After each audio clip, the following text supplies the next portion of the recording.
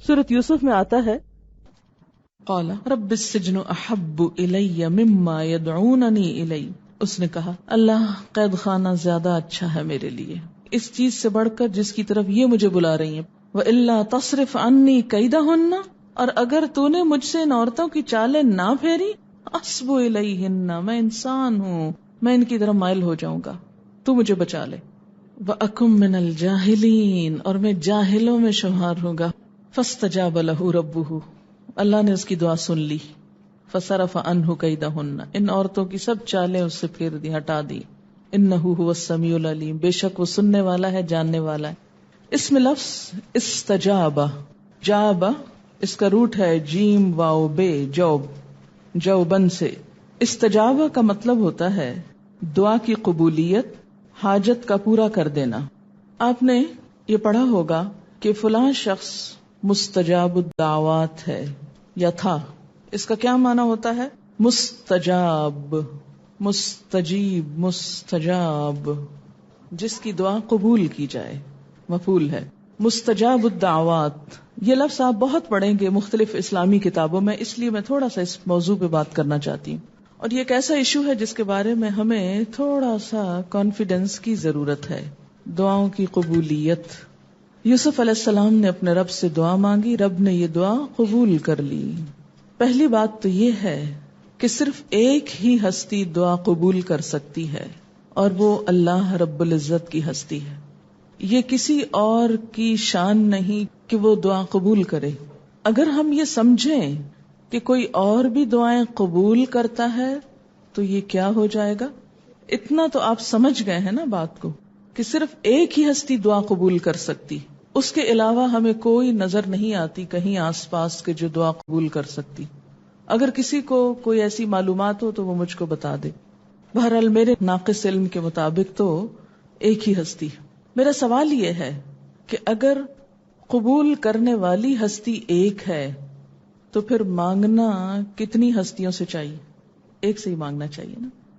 اسی لیے ہم کہتے ہیں ایاک نعبد و ایاک نستعین، اور پھر اس کے سوا کسی کو پکارنا بھی نہیں چاہیے، کسی اور کو غائبانہ طور پر مدد کے لیے پکارنا بھی نہیں چاہیے. یہ سب عمل کیا ہو جاتا ہے؟ شرک ہو جاتا ہے، کیونکہ دعا عبادت ہے. الدعاء العبادہ، ایک اور جگہ پر آتا ہے مخ العبادہ، عبادت کی کریم، نچوڑ، مغز، خلاصہ، اصل. یعنی عبادات کا سب سے بہتر حصہ دعا ہے. جب آپ دعا مانگ رہے ہوتے ہیں تو آپ عبادت کی حالت میں ہوتے ہیں.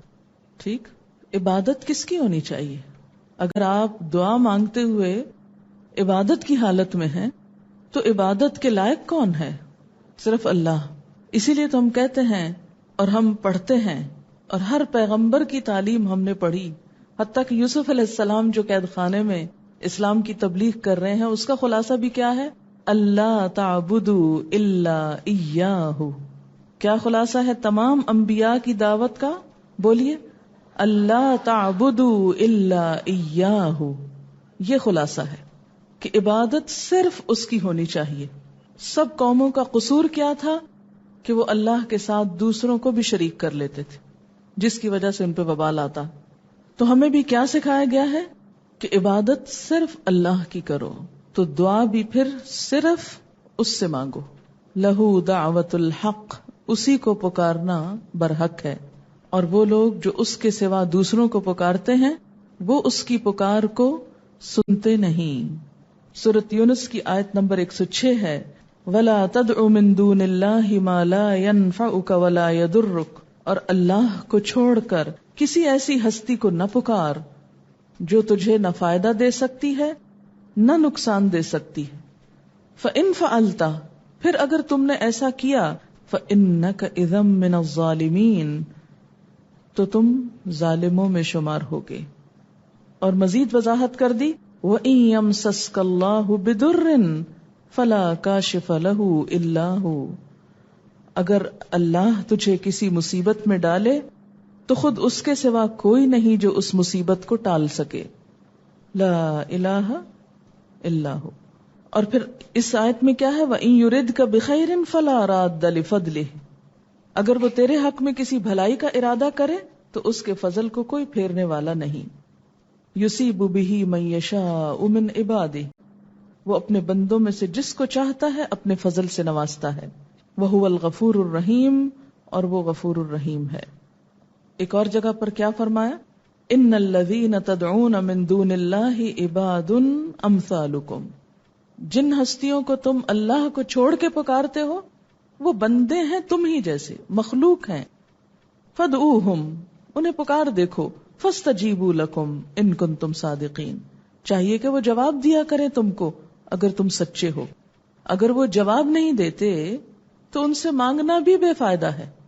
یہ ہم سب کے ذہن میں اچھی طرح بات واضح ہو جانی چاہیے کہ اس کے سوا کسی پہ بھروسہ نہیں، اس کے سوا کسی سے مانگنا نہیں، اس کے سوا کسی سے قبولیت کا انتظار نہیں کرنا، کیونکہ دعا عبادت ہے اور عبادت میں کسی اور کو شریک کرنا گمراہی ہے. اسی لیے فرمایا ومن اضل، اس سے بڑا گمراہ کون ہو سکتا ہے، ممن یدعو من دون اللہ، جو اللہ کے سوا کسی اور کو پکارتا ہے. من لا یستجیب لہ الی یوم القیامہ، جو اسے قیامت کے دن تک جواب ہی نہیں دیتا. یعنی اگر کوئی اللہ کے سوا کسی دوسرے کو پکارتا بھی ہے تو وہ قیامت تک اس کو جواب نہیں دے سکتا. ہم عن دعائہم غافلون، اور وہ اس کی دعا سے بالکل غافل ہیں. وَإِذَا حُشِرَ النَّاسُ، اور جب لوگ اکٹھے کیے جائیں گے، كَانُوا لَهُمْ أَعْدَاءَ، تو یہی لوگ ان کے دشمن بن جائیں گے. وَكَانُوا بِعِبَادَتِهِمْ كَافِرِينَ، اور وہ ان کی عبادت کے انکار کرنے والے ہوں گے. اس بات کے واضح ہو جانے کے بعد ہم دیکھتے ہیں کہ دعائیں کس کی قبول ہوتی ہیں. اللہ تعالیٰ فرماتے ہیں کہ جو بھی مجھے پکارتا ہے میں اس کی دعا سنتا ہوں. وَإِذَا سَأَلَكَ عِبَادِي أَنِّي فَإِنِّي قَرِيبٌ أُجِيبُ دَعْوَةَ الدَّاعِ إِذَا دَعَانِ، اور جب میرے بندے آپ سے میرے بارے میں سوال کریں تو ان کو بتا دو کہ میں بالکل قریب ہوں، میں پکارنے والے کی پکار کو سنتا ہوں، جواب دیتا ہوں. اجیب دعوت الداعی اذا دعانی، جب بھی وہ مجھے پکارتا ہے. فلیستجیبوا لی، بس چاہیے کہ وہ میری بات مانا کرے، وہ بھی مجھے جواب دیا کرے. یعنی جب اللہ تعالیٰ کسی بندے کو کوئی کام کہے تو وہ بھی کیا کرے. تو اس سے کیا پتا چلتا ہے کہ اللہ تو ہر آن سنتا ہے. ہماری کب نہیں سنی جاتی؟ جب ہم اس کی نافرمانی کرتے ہیں. عمومی طور پر تمام گناہ دعاؤں کی قبولیت میں رکاوٹ بنتے ہیں. فَلْيَسْتَجِيبُوا لِي وَلْيُؤْمِنُوا بِي، چاہیے کہ وہ مجھ پر ایمان لائیں، مجھ پر اعتماد کریں، بھروسہ کریں، میری بات مانیں. لَعَلَّهُمْ يَرْشُدُونَ، تاکہ وہ ہدایت پائیں. تو گویا ہدایت کا تعلق اس مضمون سے بہت زیادہ ہے. تو بات یہ تھی کہ عمومی طور پر گناہ دعاؤں کی قبولیت میں رکاوٹ بنتے ہیں، اور خاص طور پر رزق حرام. حرام رزق، جیسا کہ صحیح مسلم کی اس روایت میں آتا ہے کہ ایک شخص جو سفر کرتا ہے دور دراز کا، اس کے بال پراگندہ، اس کا حال حلیہ خراب، وہ تھکے ہارے اللہ تعالیٰ کے سامنے ہاتھ اٹھاتا ہے کہ یا رب، لیکن انا یستجاب لہ، اس کی دعا کہاں سے سنی جائے، کیسے قبول کی جائے؟ اس کا کھانا حرام کا، اس کا پینا حرام کا، اس کا لباس حرام کا. انا یستجاب لہ. اور یہ بھی یاد رکھیں، یہ نہ سمجھیں کہ ہم تو حرام کام کرتے رہیں اور اپنی دعائیں کسی اور سے منگوا لیں گے. یہی کچھ تو ہو رہا ہے. لوگ کیا سمجھتے ہیں کہ ہم تو غلط کام کر رہے ہیں، وہ چھوڑ نہیں سکتے، لیکن دعائیں کسی اور سے کروا لیتے ہیں. تو یاد رکھیں کہ جو شخص اپنے لیے خود دعا نہ کرے تو کسی اور کی دعا بھی اس کو فائدہ نہیں دیتی. اور اس کی مثال کیا ہے، کہاں ہے؟ حضرت ابراہیم علیہ السلام کا قوم لوط کے بارے میں جھگڑنا، دعا کرنا، کیا ہوا؟ دعا قبول نہ ہوئی. حضرت ابراہیم علیہ السلام ہی کا اپنے والد کے لیے دعا کرنا، آزر کے لیے. انہوں نے کہا تھا لَأَسْتَغْفِرَنَّ لَكَ رَبِّي، اور انہوں نے یہ بھی کہا تھا وَاغْفِرْ لِأَبِي، یا اللہ میرے باپ کو معاف کر دے. لیکن وہ دعا سنی نہیں گئی. اسی طرح حضرت نوح علیہ السلام کا اپنے بیٹے کے حق میں سوال کرنا اللہ تعالیٰ سے کہ اے اللہ وہ میرا بیٹا تھا، لیکن اللہ تعالیٰ نے بیٹے کی بات کرنے سے ہی روک دیا. انہ لیس من اہلک انہ عمل غیر صالح، وہ تیرے گھر والوں میں سے نہیں، وہ تو ایک بگڑا ہوا کام ہے، اس کے تو عمل ہی خراب تھے. تو اگر ہم چاہتے ہیں کہ دوسروں کی ہوئی دعائیں ہمارے حق میں قبول ہوں تو ہمیں خود بھی اپنے لیے دعا کرنی ہوگی، اور اگر ہم چاہیں کہ ہماری دعائیں قبول ہوں، ہم مستجاب الدعوات ہوں، ہماری بھی سنی جائے، تو ہمیں اس کے لیے لقمہ حلال کا اہتمام کرنا ہوگا، اس کے لیے کوشش کرنی ہوگی. اور یہ کوئی نقصان کا سودا نہیں کہ انسان حرام کو چھوڑ دے، کس لیے؟ دعاؤں کی قبولیت کی خاطر. تو ہم دیکھتے ہیں کہ تمام پیغمبروں نے اپنے رب کو پکارا اور رب نے ان کی دعائیں قبول کی. اس کے لیے میں حضرت آدم علیہ السلام سے ابتدا کروں گی کہ جب ان سے قصور ہو گیا فوراً وہ پکار اٹھے، قالا ربنا ظلمنا انفسنا وَإِن لَّمْ تَغْفِرْ لَنَا وَتَرْحَمْنَا لَنَكُونَنَّ مِنَ الْخَاسِرِينَ. اس میں براہ راست وہ استغفار مانگ بھی نہیں رہے کہ اللہ بخش دے، صرف اعتراف ہے، اعتراف. ربنا ظلمنا انفسنا، اللہ ہم نے اپنی جان پہ ظلم کیا، ہم قصوروار ہیں. تو اگر آپ چاہتے ہیں کہ دعا سنی جائے، آپ اللہ کی رحمت کے مستحق ہوں، تو اس کے لیے کیا کرنا ہوگا؟ اعتراف گناہ، ربنا ظلمنا انفسنا، اور پھر وَإِن لَّمْ تَغْفِرْ لَنَا وَتَرْحَمْنَا لَنَكُونَنَّ مِنَ الْخَاسِرِينَ، کہ اللہ تعالیٰ واقعی پھر معاف کر دے کہ اگر تو نے بخشا نہیں ہم کو، تو نے رحم نہ کیا ہم پر، اس کا مطلب کیا ہے کہ تیری رحمت نہ آئی ہماری طرف، تو ہم نقصان پا جائیں گے. ایک اور بات یہاں سے یہ پتہ چلتی ہے کہ معافی نہ ہونے کی شکل میں نہ صرف یہ کہ دنیا کی مشکل آسان نہیں ہوتی، بلکہ آخرت کے لیے بھی تو ہم اپنی مصیبت اپنے لیے کھڑی کیے ہوئے ہیں. اس کے بعد آپ دیکھیے حضرت نوح علیہ السلام، انہوں نے بھی ایک دعا کی تھی، رب لا تذر علی الارض من الکافرین دیارا، اللہ زمین پر کافروں کا کوئی گھر نہ چھوڑ. اور دعا اسی شکل میں قبول ہوئی جیسے انہوں نے مانگی تھی، کہ واقعی ایک گھر نہ بچا، ایک ظالم انسان نہ بچا، پورے کے پورے مٹا دیے گئے اپنے سارے مال و متاع کے ساتھ. پھر ہم دیکھتے ہیں حضرت ابراہیم علیہ السلام، انہوں نے دعا مانگی تھی کہ ربنا وابعث فیہم رسولا منہم، اور پھر رب اجعلنی مقیم الصلاۃ ومن ذریتی، اور پھر رب اجعل ھذا البلد آمنا، اور پھر فجعل افئدۃ من الناس تہوی الیہم. یہ ساری دعائیں ان کی قبول کر لی گئیں. وارزقہم من الثمرات، ان کا مطلب سمجھ میں آ گیا؟ اس میں سے وارزقہم من الثمرات کا مطلب تو کیا ہے کہ اللہ انہیں پھلوں کا رزق دے. کوئی اپنی آئندہ آنے والی نسلوں کے لیے یہ دعا بھی مانگتا ہے جیسے ابراہیم علیہ السلام نے مانگی.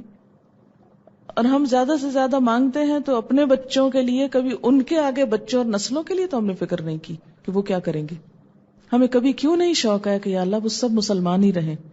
اب دیکھیں کہ نوح علیہ السلام کے زمانے میں صرف اہل ایمان بچے تھے، پھر ان کی نسلوں میں بگاڑ آ گیا، قوم عاد پھر مٹائی گئی، پھر بگاڑ آ گیا ایمان والوں کی نسلوں میں، پھر سمود مٹائے گئے، پھر بگاڑ آ گیا، ایک کے بعد ایک، ایک کے بعد ایک. تو ہمیں بھی اس کا کبھی سوچنا چاہیے کہ کہیں ایسا نہ ہو کہ ہماری نسلوں میں کوئی کافر و فاجر آ جائے. تو اس کے لیے خاص طور پہ دعا مانگا کریں کہ اللہ ہماری نسلوں میں اسلام کو باقی رکھ. ابراہیم علیہ السلام نے ایسی ہی دعا مانگی تھی، اور اس کے لیے انہوں نے ایک رسول مانگا کہ جو ان کی اصلاح کرے، یعنی نہ صرف یہ کہ مسلمان رکھ، بلکہ ان میں ایسے لوگ اٹھاتا رہے کہ جو ان کو حق کے رستے پر قائم رکھیں. اور پھر صرف دین نہیں مانگا، آخرت نہیں مانگی، ان کی دنیا کی بھلائی بھی مانگی کہ امن والا شہر بنا اس جگہ کو جہاں میں اپنی اولاد کو بسا رہا ہوں، ان کو پھلوں کا رزق دے. یہ گھر جو میں نے یہاں بنایا اس کی طرف لوگوں کے دل متوجہ کر دے. یہ ان دعاؤں کا خلاصہ جو ابھی میں نے عربی میں پڑھی. اور میری اولاد کو نماز کا پابند بنا. رب اجعلنی مقیم الصلاۃ ومن ذریتی، اللہ مجھے بھی اور میری اولاد کو نماز پہ قائم رکھ، نماز قائم کرنے والا بنا۔ ابراہیم علیہ السلام کی یہ ساری دعائیں قبول ہو گئی تھی۔ پھر اسی طرح ایوب علیہ السلام کئی سال تک بیمار رہے، اللہ تعالیٰ نے ان کی دعا بھی قبول کی۔ کیا دعا مانگی تھی؟ رب انی مسنی الضر وانت ارحم الراحمین، اللہ مجھے تکلیف پہنچی ہے اور تو سب سے بڑھ کر رحم فرمانے والا ہے۔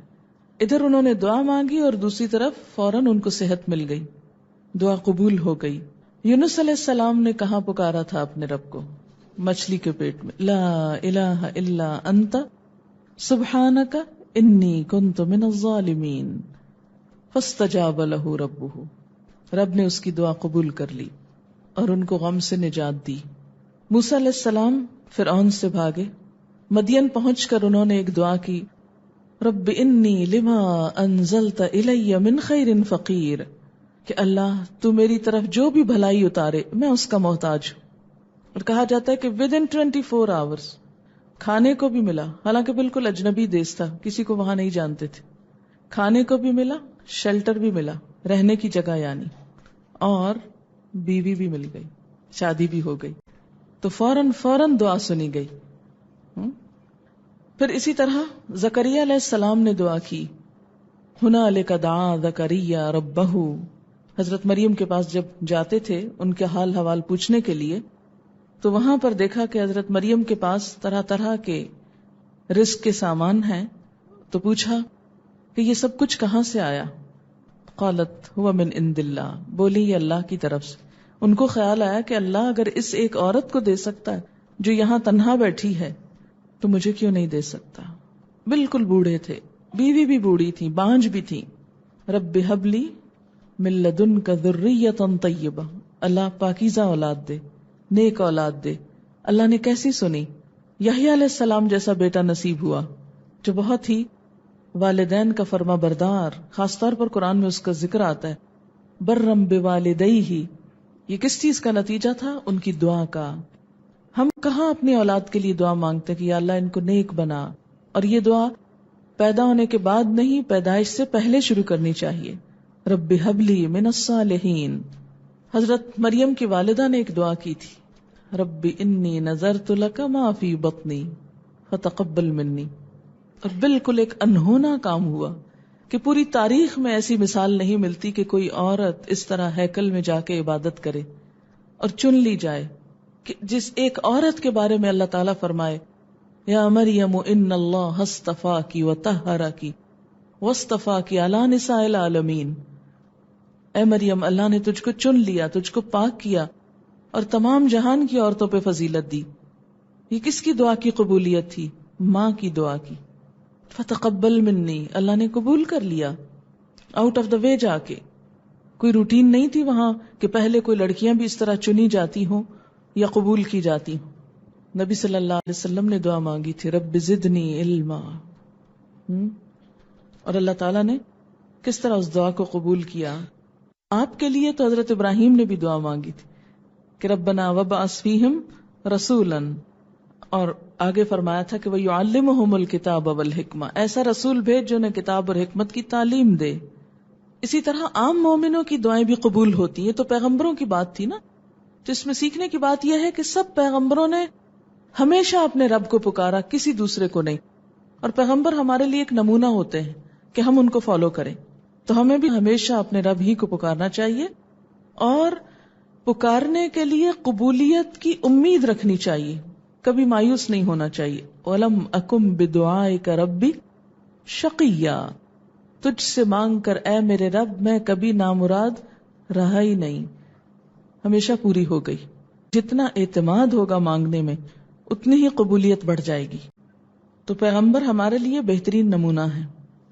اس کے بعد یہ کہ یہ نہیں سوچنا چاہیے کہ وہ تو پیغمبر تھے، بہت نیک تھے، ان کی تو سنی گئی، ہماری تو نہیں سنی جائے گی۔ نہیں، آپ کو معلوم ہے کہ جب مسلمانوں نے ایک موقع پر دعا کی تھی، شاید جنگ بدر کا موقع تھا، استستغیثون ربکم فاستجاب لکم، جب تم اپنے رب سے فریاد کر رہے تھے تو رب نے تمہاری دعا قبول کر لی اور فرشتوں کے ذریعے تمہاری مدد کی۔ اور اللہ اپنے بندوں کی سنتا ہے، قبول کرتا ہے. اور اللہ تعالیٰ خاص طور پر وہ جیسے حدیث میں آتا ہے کہ اللہ اس بندے سے ناراض ہوتا ہے جو اس سے دعا نہیں کرتا. من لم یسأل اللہ یغضب علیہ، جو اللہ سے سوال نہیں کرتا اللہ اس سے ناراض ہوتا ہے. تو ہمیں اسی کو پکارنا چاہیے اور پکارتے رہنا چاہیے. یا تو فوراً قبول ہو جائے گی جو مانگی گئی چیز وہ مل جائے گی، یا پھر کوئی آنے والی بلا ٹال دی جائے گی. کیونکہ حدیث میں آتا ہے نا کہ ادھر سے نیچے سے دعا اٹھتی ہے اور آسمان سے بلا اترتی، اور بیچ میں جا کے دونوں ایک دوسرے سے جھگڑنے لگتی. جس میں زیادہ طاقت ہوتی وہ وارد ہو جاتی. اگر دعا طاقتور ہے تو بلا واپس چلی جائے گی، مصیبت ٹل جائے گی. اور اگر دعا ڈھیلی ڈھالی ہے، پھیکی سی ہے، غافل دل کی ہے، تو غافل دلوں کی دعائیں اللہ نہیں سنتا. تو پھر کیا ہوگا؟ ہم نے اتنا مانگا ہے، پتہ نہیں کیوں نہیں سنا جاتا. کبھی غور نہیں کیا کہ مانگنے کا انداز کیا تھا، کہ مانگ رہے ہیں اور ادھر ادھر دیکھ رہے ہیں. تو یا تو جو مانگا ہے وہ مل جائے گا، یا پھر کوئی آنے والی مصیبت اس دعا کے بدلے میں ٹل جائے گی، یعنی وہ تو نہیں ملے گا لیکن بلا ٹل جائے گی. اور تیسرے درجے پر آخرت کے لیے ذخیرہ کر دی جائے گی. اور قیامت کے دن انسان جب اپنی دعاؤں کو نیک عمل کی شکل میں دیکھے گا، عبادت ہے نا یہ بھی، تو عبادت کا یہ شکل جب اس کو نظر آئے گی تو پھر تمنا کرے گا اے کاش دنیا میں میری کوئی دعا نہ سنی جاتی تو میں سب کا صلہ آج یہاں پر آ کر لیتا. تو دعاؤں کی ہمیشہ کثرت رکھیں. ہمیشہ ایک ہی چیز تقدیر کو بدلتی ہے بس، اور وہ دعا ہے. اس لیے کبھی بھی مایوسی کی ضرورت نہیں. بعض اوقات ہم مانگتے کچھ ہیں اور ہو کچھ اور جاتا ہے، الٹ ہو جاتا ہے. اس کو بھی اپنے لیے برا نہ سمجھے، کیونکہ ہو سکتا ہے اللہ تعالیٰ اس طریقے سے کوئی اور بھلائی دینا چاہتا ہے، جیسے یوسف علیہ السلام کے ساتھ کہ یہ جیل خانہ ہی ان کی آئندہ ساری ترقیوں کا ذریعہ بن گیا. پھر فرمایا ان يدعون من دونه الا اناثا، وہ اس کے سوا کچھ دیویوں کو پکارتے ہیں. اور دیویوں سے مراد، اناثا سے مراد دو چیزیں ہو سکتی ہیں. ایک تو لات، عزا، منات وغیرہ، اور دوسرے فرشتوں کو پکارنا جن کو وہ اللہ کی بیٹیاں کہتے تھے، نعوذ باللہ. وَإِن يَدْعُونَ، اور نہیں وہ پکارتے، الا شیطانا مریدا، مگر سرکش شیطان کو. شیطان کو کس طرح پکارا جاتا ہے؟ اس میں ایک تو شرک کی عام قسم ہے، جب غیر اللہ سے انسان مدد مانگتا ہے، اللہ کے سوا کسی اور کو پکارتا ہے، تو وہ دراصل شیطان ہی کی دکھائی ہوئی راہ ہوتی ہے. پھر دوسری بات یہ کہ عام طور پر جو جادو وغیرہ کیا جاتا ہے، کالا علم جس کو بولتے ہیں، یا سفلی عمل، اس میں بھی شیطان سے مدد لی جاتی ہے، شیطان کو پکارا جاتا ہے. اور ہر وہ کام کیا جاتا ہے جو انتہائی غلط ہو، جس سے شیطان خوش ہو. اور شیطان چونکہ جنوں میں سے ہے تو اس کے ذریعے جنات تک رسائی اور ان کی مدد حاصل کی جاتی ہے کچھ ایسے کام کرنے کے لیے جو عموماً انسان نہیں کر سکتے. اس کے علاوہ شیطان کی مدد اور شیطان کو پکارنے کا جدید طریقہ بھی ہے. یہ تو پرانے طریقے ہیں. آج کے اس ترقی یافتہ دور میں وہ لوگ جو فرشتوں کا تو انکار کرتے ہیں لیکن شیطانوں کے وجود سے بہرحال راضی ہیں یا شیطان کے وجود کا اقرار کرتے ہیں. اس کی ایک واضح مثال امریکہ میں پایا جانے والا ایک سٹینک کلٹ ہے جس کا نام ڈیولز ڈسائپل ہے. اس کے ایک رپورٹ کے مطابق 72,000 ممبرز ہیں، جس میں کچھ لوگ ہائیلی کوالیفائڈ اور ایجوکیٹڈ بھی ہیں، یہ باقاعدہ شیطان کو پوجتے ہیں، شیطان کو اپنا خدا مانتے ہیں، اس کی عبادت کرتے ہیں.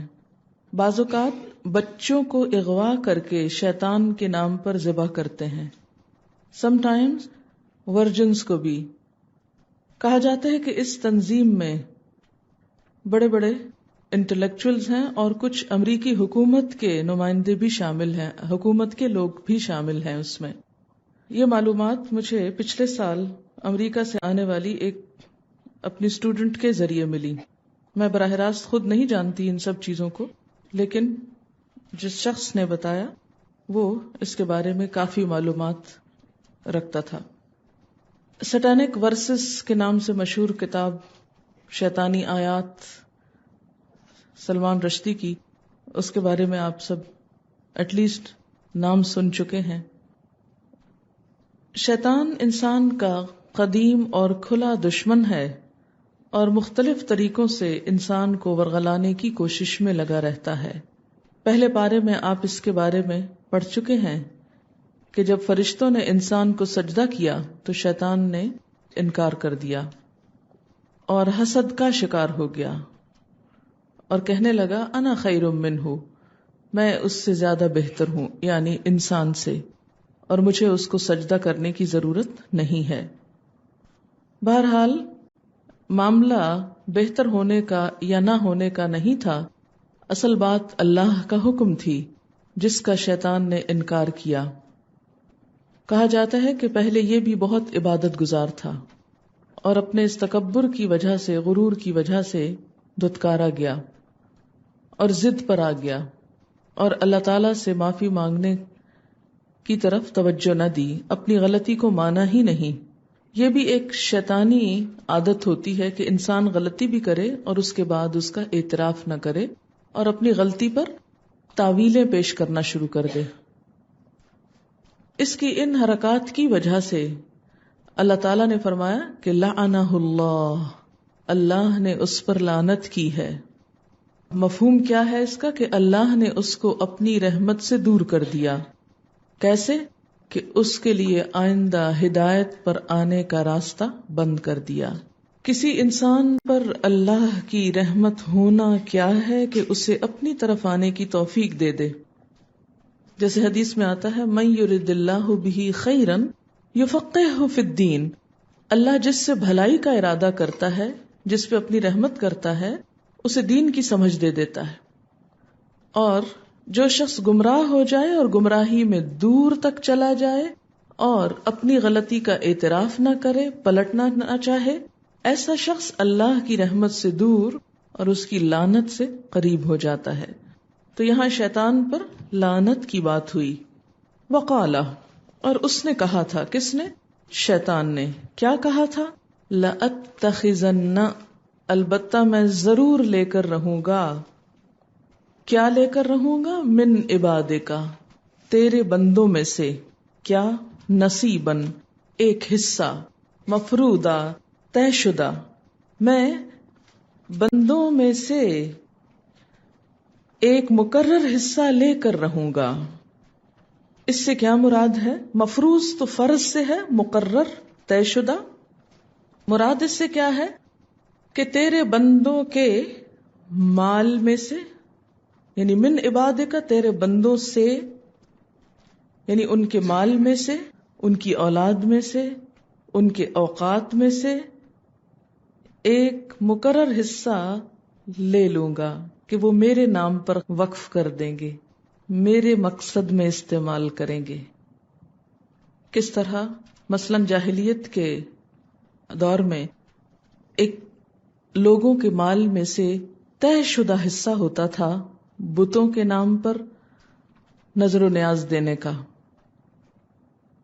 اس کی تفصیل آپ آگے پڑھیں گے قرآن پاک کے اندر ہی، کہ کس طرح وہ اپنے کھیتوں کی پیداوار، اپنی آمدنی میں سے ایک مقرر پرسنٹیج بتوں کے نام پر وقف کرتے تھے. اسے خود نہیں استعمال کرتے تھے، کسی اور کو استعمال نہیں کرنے دیتے تھے، بلکہ وہ بتوں کے لیے ان کے استانوں پر نظر نیاز کے لیے پیش کرتے تھے. اب بت تو نہ کھاتے ہیں، نہ پیتے ہیں، نہ پہنتے ہیں، نہ وہ کسی گھر میں رہتے ہیں، ان کی اپنی تو کوئی ضروریات نہیں، لیکن وہ سب کچھ کس کے ہاں جاتا تھا؟ جو ان کے مجاور ہوتے تھے، جو ان بتوں کی رکھوالی کا کام کرتے تھے. آج کل بھی آپ دیکھیں کہ بہت سی قبروں پر جو نظر و نیاز ہوتی ہے وہ قبر والے کو تو نہیں کچھ ملتا اس میں سے، اس لیے کہ وہ تو اب کھاتا بھی نہیں، پیتا بھی نہیں، کچھ پہنتا بھی نہیں، اس کی تو ساری ضروریات ختم ہو کر رہ گئیں. تو جو چادریں آج بھی قبروں پر چڑھائی جاتی ہیں، سوچا جائے کہ وہ کس کے کام آتی ہیں، ان کو کون لے جاتا ہے، ان سے کون فائدہ اٹھاتا ہے. ریلیجن کو آپ ایک طرف رکھ دیں ذرا تھوڑی دیر کے لیے، دینی اعتبار سے نہ سوچیں، ذرا عقل سے بھی سوچیں کہ آپ ایک کپڑا پہنا رہے ہیں کس کو؟ قبر کو. کیا قبر کو کپڑا پہننے کی کوئی ضرورت ہے؟ کتنے ہی بے شمار انسان کپڑوں سے محروم ہیں، لیکن ہم مٹی اور پتھر اور سنگ مرمر کو کپڑا پہنا رہے ہیں. یہ بات ہمارے معاشرے میں کتنی عام ہے کہ چادر چڑھانے جا رہے ہیں فلاں مزار پہ. اس کا مطلب کیا ہے چادر چڑھانا؟ میں تو آج تک یہ سمجھ نہیں سکی کہ اس کے پیچھے کانسیپٹ کیا ہے. مرنے والے کو اس سے کیا فائدہ، چڑھانے والے کو اس سے کیا فائدہ؟ وہ فائدہ کون اٹھا رہا ہے؟ وہی لوگ جو وہاں کے مجاور ہیں، ذمہ دار ہیں. ایک آتا ہے، چادر چڑھا جاتا ہے، جو خدمتگار ہیں وہ اٹھا کے لے جاتے ہیں اور پھر انہی دکانوں پہ جا بیچتے ہیں جہاں سے پھر لوگ خرید کر لے آتے ہیں. تو پورا ایک بزنس بنا ہوا ہے. اس پر ایک دفعہ میں نے ایک سروے کیا تھا، ایک مزار پر میں خود گئی تھی اور وہاں مختلف چیزیں جا کر میں نے خود جائزہ لی کہ یہ کیا کر رہے ہیں لوگ اور کیا ہو رہا ہے، اور اس کی عقل سے کیا توجیہ کی جائے کہ یہ سارا عمل کیا ہے. دین نہیں ابھی چھیڑیں، آپ صرف عقل سے سوچیں. اگر ایک قبر کو چادر پہنانے کی بجائے آپ ایک غریب کو پہنائیں کپڑا تو اس کا بھی فائدہ ہوگا اور آپ کو بھی ثواب ملے گا. اور اگر آپ اپنے والدین کی طرف سے یا کسی بزرگ کی طرف سے آپ صدقہ کرنا چاہتے ہیں تو اس کو بھی ثواب ملے گا. لیکن اگر آپ ایک مخصوص خاندان کو، ایک مخصوص مافیا کو ہی فائدہ پہنچاتے جا رہے ہیں تو اس سے دین کو کیا حاصل ہو رہا ہے؟ لوگوں کی تقدیر کتنی بدل رہی ہے، خود آپ کو کیا ملتا ہے؟ کچھ بھی تو نہیں. یہی وجہ ہے کہ اسلام میں تو قبر پکی کرنے سے بھی منع کیا گیا. کہاں یہ کہ اس کو کپڑے پہنائے جائیں، اور وہ بھی سبز رنگ کے یا معلوم نہیں کالے رنگ کے یا کوئی اور مخصوص رنگوں کے. تو شیطان نے کیا کہا تھا کہ میں تیرے بندوں میں سے ایک مقرر حصہ لے کے رہوں گا، یعنی انہیں ایسا ورغلاؤں گا، نان سینس قسم کے کام ان کو ایسے خوشنما بنا کے دکھاؤں گا کہ اس پر وہ چمٹ جائیں گے، جم جائیں گے، وہ کوئی دوسری بات سننا بھی نہ چاہیں گے. آج اگر آپ کسی ایسے شخص سے بات کر کے دیکھیں تو وہ ایک دم غصے میں آ جائے گا، بات بھی نہیں سنانے دے گا آپ کو. یہ کتنے افسوس کی بات ہے نا. پھر دوسرا معنی اس کا کیا کیا گیا کہ جہنم میں جانے والے لوگوں کا حصہ لے کے رہوں گا، یعنی ایک اکثریت کو گمراہ کروں گا اور اپنے ساتھ لے کر جاؤں گا. اب شرک کی ایک اور قسم بتائی گئی، قرآن پاک میں آتا ہے سورۃ الانعام، وَجَعَلُوا لِلَّهِ مِمَّا ذَرَأَ مِنَ الْحَرْثِ وَالْأَنْعَامِ نَصِيبًا، اور انہوں نے مقرر کر لیا اللہ کے لیے اس میں سے جو پیدا کیا، یعنی اللہ نے پیدا کیا کھیتی میں سے اور مویشیوں میں سے ایک حصہ، نصیب مقرر حصہ، طے شدہ حصہ. فَقَالُوا هَذَا لِلَّهِ، پھر انہوں نے کہا یہ اللہ کے لیے ہے، بِزَعْمِهِمْ اپنے ہی گمان کے مطابق، اپنے ہی خیال کے مطابق، وَهَذَا لِشُرَكَائِنَا، اور یہ ہمارے شریکوں کے لیے ہے، یعنی بتوں وغیرہ کے لیے. فَمَا كَانَ لِشُرَكَائِهِمْ فَلَا يَصِلُ إِلَى اللَّهِ، تو جو ان کے شریکوں کے لیے ہوتا تو وہ اللہ تک نہ پہنچتا. وَمَا كَانَ لِلَّهِ فَهُوَ يَصِلُ إِلَى شُرَكَائِهِمْ، اور جو اللہ کے لیے ہوتا تو وہ مل جاتا، پہنچ جاتا ان کے شریکوں کو. ساء ما یحکمون، کتنا برا ہے جو وہ فیصلہ کر رہے ہیں۔ یہاں پر دور جاہلیت کی کچھ رسموں اور کچھ عادات پر تنقید کی جا رہی ہے۔ جیسا کہ آپ جانتے ہیں کہ اہل مکہ، اہل عرب اپنے آپ کو حضرت ابراہیم علیہ السلام کے دین پر بتاتے، وہ بیت اللہ کا طواف بھی کرتے، صدقہ خیرات بھی کرتے، اللہ کو بھی مانتے تھے۔ انہیں اس بات کا اچھی طرح علم تھا کہ دنیا میں جو کچھ ہے اس سب کا بنانے والا اللہ ہے، یہ کھیتیاں، یہ جانور سب اللہ کے پیدا کردہ ہیں۔ لیکن اس کے ساتھ ساتھ جو ان کی خرابی تھی وہ یہ کہ وہ سمجھتے تھے کہ یہ سب کچھ انہیں ان دیویوں، دیوتاؤں، فرشتوں، جنات، آسمانی ستاروں اور نیک لوگوں کی روحوں کے طفیل اور برکت سے ملتا ہے۔ اس لیے وہ اپنی پیداوار میں 2 حصے نکالتے، 2 حصے مقرر کرتے۔ ایک حصہ اللہ کے نام کا، اس شکریہ میں کہ اس نے یہ کھیت اور یہ جانور دیے۔ دوسرا حصہ اپنے قبیلے یا خاندان کے سرپرست معبودوں کا، ان کی نظر و نیاز کا، کیونکہ ان کے خیال میں یہ سب کچھ ان بزرگوں کی مہربانیوں سے ملا ہے، ان کے طفیل ملا ہے، ان کے صدقے میں ملا ہے، اس لیے کچھ حصہ ان کے نام کا۔ تو اللہ تعالیٰ فرماتے ہیں کہ پیدا تو میں نے کیا سب کچھ، وَجَعَلُوا لِلَّهِ مِمَّا ذَرَأَ، اس اللہ نے بنایا سب کچھ۔ پھر یہ کیا بات ہوئی کہ کچھ حصہ اللہ کے لیے اور کچھ شریکوں کے لیے، اور پھر اس پر بھی مزید ستم کہ جو شریکوں کے لیے ہوتا وہ کبھی اللہ کے حصے میں نہ جاتا، اور جو اللہ کا مقرر کرتے وہ شریکوں کو مل جایا کرتا تھا۔ یہ کیسے ہوتا تھا؟ اس کا عام طور پر طریقہ یہ تھا کہ مثلاً اگر کھیت اگانے کے بعد ایک علاقے کو مقرر کر دیتے کہ جو کچھ اس حصے میں اگے گا وہ اللہ کے نام پر دیا جائے گا، جو اس حصے میں اگے گا وہ بتوں کے نام پہ دیا جائے گا، تو بعض اوقات یہ ہوتا کہ وہ پیداوار بہت اچھی نہ ہوتی جو بتوں کے نام پر ہوتی۔ تو اب ان کو بڑی پریشانی ہوتی کہ اگر ہم نے ان کا حصہ نہ نکالا تو آئندہ کے لیے ہماری پیداوار کم ہو جائے گی، لہذا وہ اللہ کے حصے کی اچھی پیداوار کو بھی بتوں کی طرف نکال دیتے یا اس کا کچھ حصہ دوسری طرف ڈال دیتے، اور اگر یہی کچھ اس حصے کے ساتھ ہوتا جو اللہ کے لیے مقرر ہے تو پھر کیا کرتے؟ اس میں کچھ بھی بتوں کے حصے کا نہ ڈالتے، اور کیا کہتے؟ اللہ تعالیٰ تو بہت غنی ہے، وہ تو بے نیاز ہے، اس کو تو اس کی خاص ضرورت نہیں، اس لیے اس سے کوئی فرق نہیں پڑتا۔ پھر ایک اور چیز یہ کہ اللہ کے نام کا جو خرچ کرتے تھے وہ غریبوں، مسکینوں، فقیروں کو دیتے، لیکن جو کچھ بتوں کے نام کا ہوتا وہ غریب عوام کے حصے میں نہیں جاتا تھا، وہ ان مجاوروں کو ملتا جو بتوں کے لیے مقرر ہوتے تھے، ان کی دیکھ بھال کے لیے، ان کی خدمت کے لیے، ان کے آس پاس کے امور کو نبھانے کے لیے۔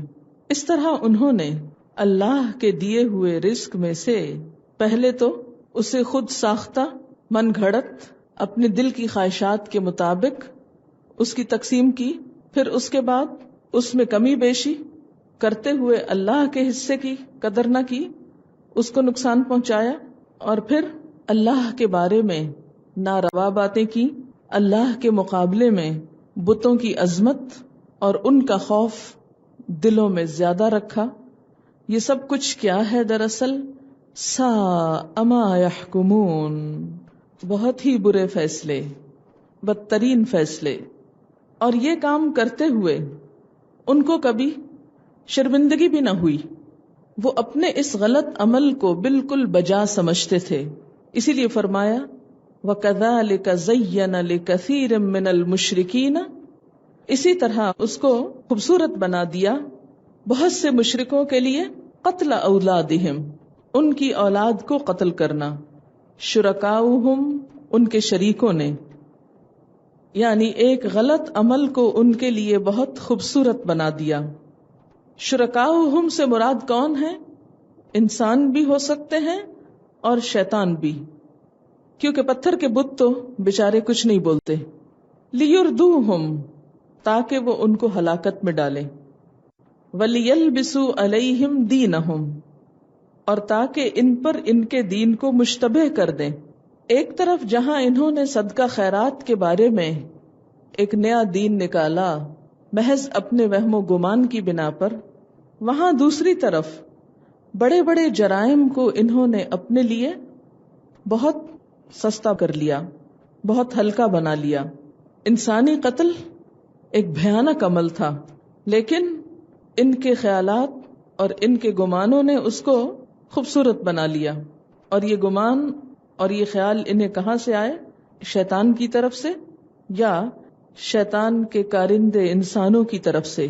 وَلِيَلْبِسُوا عَلَيْهِمْ دِينَهُمْ، یہ سب کچھ اس لیے بھی ہوا کہ ان کا دین ان پہ مشتبہ کر دیا جائے، یعنی دین کو خلط ملط کر دیا جائے، اصل دین کی حالت بگاڑ دی جائے. وَلَوْ شَاءَ اللَّهُ مَا فَعَلُوهُ، اور اگر اللہ چاہتا تو وہ ایسا نہ کر سکتے تھے. فَذَرْهُمْ، چھوڑو ان کو. وَمَا يَفْتَرُونَ، اور جو کچھ وہ گھڑتے ہیں، جھوٹ، افترا، پردازی. کیونکہ اگر اللہ اپنے اختیارات استعمال کرتے ہوئے انہیں ان کی مرضی نہ کرنے دیتا تو یہ کبھی نہ کر سکتے. اللہ تعالیٰ اس بات کی پوری قوت رکھتا ہے کہ بزور ان کو روک دے، لیکن اس نے ایسا نہ کیا بلکہ انہیں آزادی دی. پھر ایک اور عقیدہ، وقالو، اور وہ کہتے، ہذہ انعام وحرث، کہ یہ مویشی اور کھیت حجر ممنوع ہے. حجر ایک ایسے علاقے کو کہتے ہیں، ایک ایسا مکان جس کا احاطہ چار دیواری پتھروں سے بنائی جائے. حجر پتھر کو کہتے ہیں نا، تو وہ گھر جس کی باؤنڈری وال پتھروں سے بنی ہو وہ کیا کہلاتا ہے؟ حجر. کیونکہ اس میں رکاوٹ ہو جاتی، کوئی اندر نہیں آ سکتا، نقب نہیں لگا سکتا، عموماً اس کو پھلانگنا بھی دشوار ہوتا ہے. قوم سمود کے لیے بھی لفظ اصحاب الحجر استعمال ہوا ہے، کیونکہ وہ بھی پتھروں کو تراش کر عمارتیں بناتے تھے. عقل کو بھی حجر کہا جاتا ہے کیونکہ وہ بھی انسان کو غلط کاموں سے روکتی ہے. یہاں کس معنی میں استعمال ہوا کہ یہ کچھ جانوروں کو روک دیتے کہ ان کو کوئی بھی استعمال نہیں کر سکتا، نہ ان کا دودھ پیا جا سکتا ہے، نہ ان پہ سواری ہو سکتی ہے، نہ ہی ان کو ذبح کیا جا سکتا ہے. یہ کیا ہیں؟ بتوں کے نام پہ آزاد ہیں. لا یطعمها، نہیں کھا سکتا ان کو، الا من نشاء، مگر جسے ہم چاہیں. یعنی اگر یہ ذبح کیے جائیں تو صرف وہی کھا سکتے ہیں جن کے بارے میں ہم چاہیں، ہم اجازت دیں کہ وہ کھا لیں. بزعمہم، ان کے اپنے خیال کے مطابق. یہ سارا دین کون سا دین ہے؟ بزعمہم کا، خود ساختہ خیالات پر مبنی. وانعام، اور کچھ مویشی حرمت ظہورها، ان کی پیٹھیں حرام کر دی گئیں، یعنی کوئی سواری نہیں کر سکتا.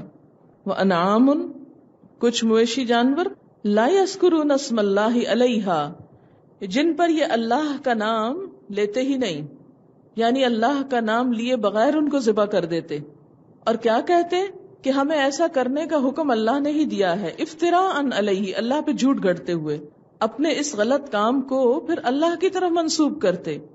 سیجزیہم بما کانوا یفترون، ان قریب وہ جزا دے گا ان کو جو کچھ وہ جھوٹ گھڑتے رہے ہیں. یعنی ان سب باتوں کو اللہ تعالیٰ کیا قرار دیتے ہیں؟ افتراء. ایک اور رسم، وقالو، اور وہ کہتے، ما فی بطون ھذہ الانعام، جو ان جانوروں کے پیٹوں میں ہے، خالصۃ لذکورنا، وہ وقف ہے ہمارے مردوں کے نام، ومحرم علی ازواجنا، اور حرام ہے ہماری بیویوں پر. یعنی کسی بھی جانور کے پیٹ کا بچہ کون کھا سکتا ہے؟ صرف مرد کھا سکتے ہیں، اور بیویاں بالکل نہیں کھا سکتی. وَإِن يَكُن مَيْتَةً، اور اگر وہ مردار ہو، مردہ پیدا ہو جائے، فَهُمْ فِي شُرَكَاء، تو سب کھا سکتے ہیں، سب اس میں شریک ہو سکتے ہیں. سَيَجْزِيهِمْ وَصْفَهُمْ، ان قریب وہ جزا دے گا، بدلہ دے گا ان کو، وصفہم، ان کے بیان کا، ان کے اس جھوٹ گھڑنے کا. انہ حکیم علیم، بے شک وہ حکمت والا، علم والا ہے. قد خسر الذین قتلوا اولادہم، یقیناً نقصان اٹھایا ان لوگوں نے جنہوں نے قتل کر ڈالا اپنی اولاد کو.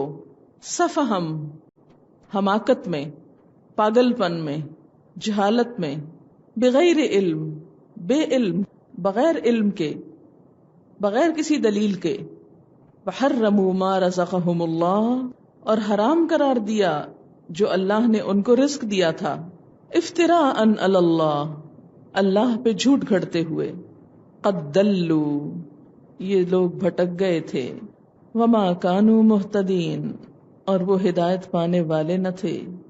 انہوں نے اپنے ان عادات، رسم و رواج، خرافات کو ہدایت سمجھ لیا، تو جو شخص کسی غلطی کو غلطی سمجھے ہی نہ، وہ کبھی بھی ہدایت نہیں پا سکتا۔ اب یہ مختصر سی وضاحت آپ نے ان ساری رسموں کی سنی جو دور جاہلیت میں عربوں کے ہاں مشہور اور معروف تھیں۔ ذرا ہم شروع سے ان کا جائزہ لیتے ہیں اور ساتھ ساتھ اپنے اعمال کو بھی دیکھتے ہیں کہ ہم اس 21ویں صدی میں، جدید دور میں، کون کون سے ایسے کام ہیں جو دور جاہلیت والے ہی کر رہے ہیں، اور کن کن ہماری رسموں میں مماثلت ہے یا مشابہت ہے ان کے ساتھ۔ پہلی چیز، وَجَعَلُوا لِلَّهِ مِمَّا زَرَعَ مِنَ الْحَرْثِ وَالْأَنْعَامِ نَصِيبًا، ان لوگوں نے اللہ کے لیے خود اسی کی پیدا کی ہوئی کھیتیوں اور مویشیوں میں سے ایک حصہ مقرر کیا ہے، غیر اللہ کا حصہ، یعنی اللہ کا حصہ مقرر کر دیا کہ بس یہ اللہ تعالی کا ہے اور یہ باقی ہمارا ہے یا کسی اور کا، غیر اللہ کا ہے۔ کیا آج ہم اس چیز سے آزاد ہوئے؟ مجموعی طور پر ہم اپنی زندگی کا جائزہ لیں، جو نعمتیں بھی ہم کو ملی ہیں وہ سب ہماری کس کام میں استعمال ہو رہی ہیں، اور اس میں ہم نے اللہ کے لیے کہیں صرف ایک حصہ تو نہیں مقرر کر دیا کہ یہ گوشہ، یہ علاقہ، یہ جگہ، یہ مال، یہ وقت، یہ طاقت اور صلاحیت بس اللہ کے لیے، اور باقی اس میں اللہ کا کوئی دخل نہیں۔ دین اور دنیا کی تقسیم، یہ بیچارے تو صرف مویشیوں اور کھیتیوں میں ہی کر رہے تھے، ہم نے ساری زندگی میں کر ڈالا، سب کچھ دیا اس نے، لیکن اس کے نام کا بس ایک مخصوص ریزرو حصہ کہ یہ اس کے لیے، اور باقی سب کچھ ہماری مرضی کے مطابق، ہماری خواہشات کے مطابق۔ اگر ان رسموں کی حد تک لٹرلی دیکھا جائے تو اس میں بھی ہمارے ہاں ایسی چیزیں موجود ہیں کہ کچھ جانور اللہ کے نام پہ ذبح ہوتے ہیں اور کچھ بزرگوں کے نام پر، اور جو بزرگوں کے نام پر ذبح ہوتے ہیں وہ کہاں لے جائے جاتے ہیں؟ مخصوص مزاروں کے اوپر، قبروں کے اوپر، مخصوص علاقوں میں۔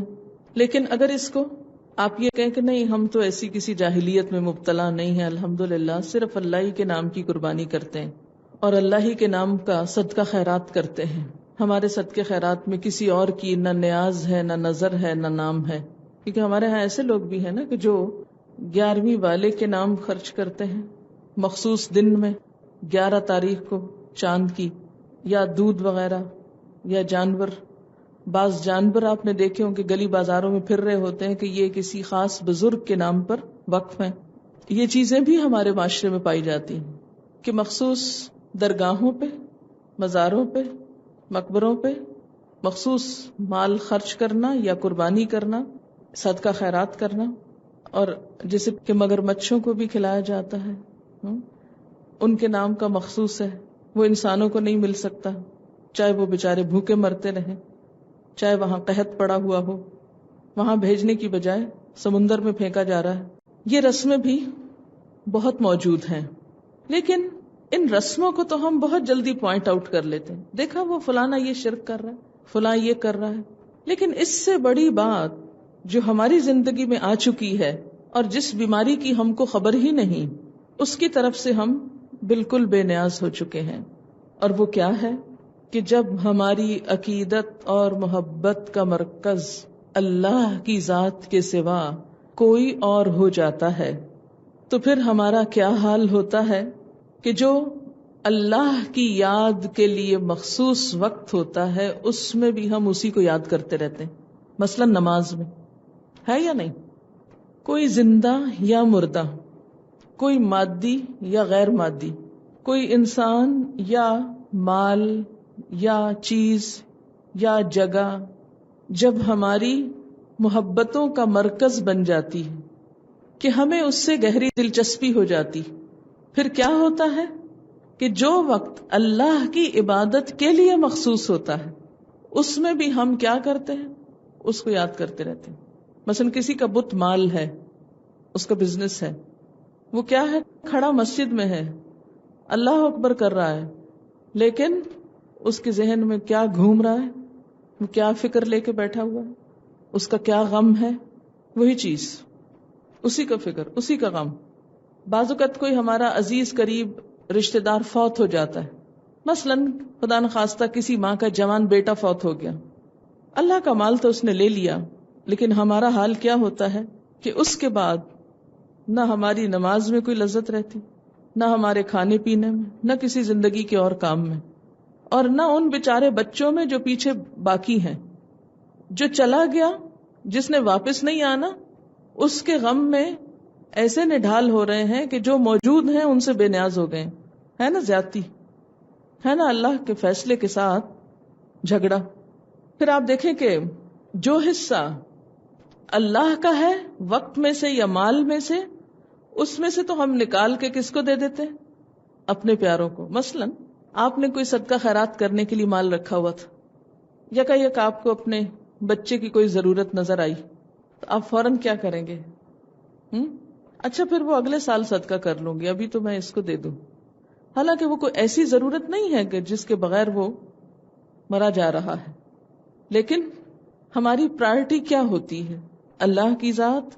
تو خلاصہ یہ ہے کہ ہم اللہ کے وقت میں دوسروں کے بارے میں حصہ نکالتے ہیں، لیکن دوسروں کے حصے میں سے اللہ کے لیے کتنا وقت نکالتے ہیں؟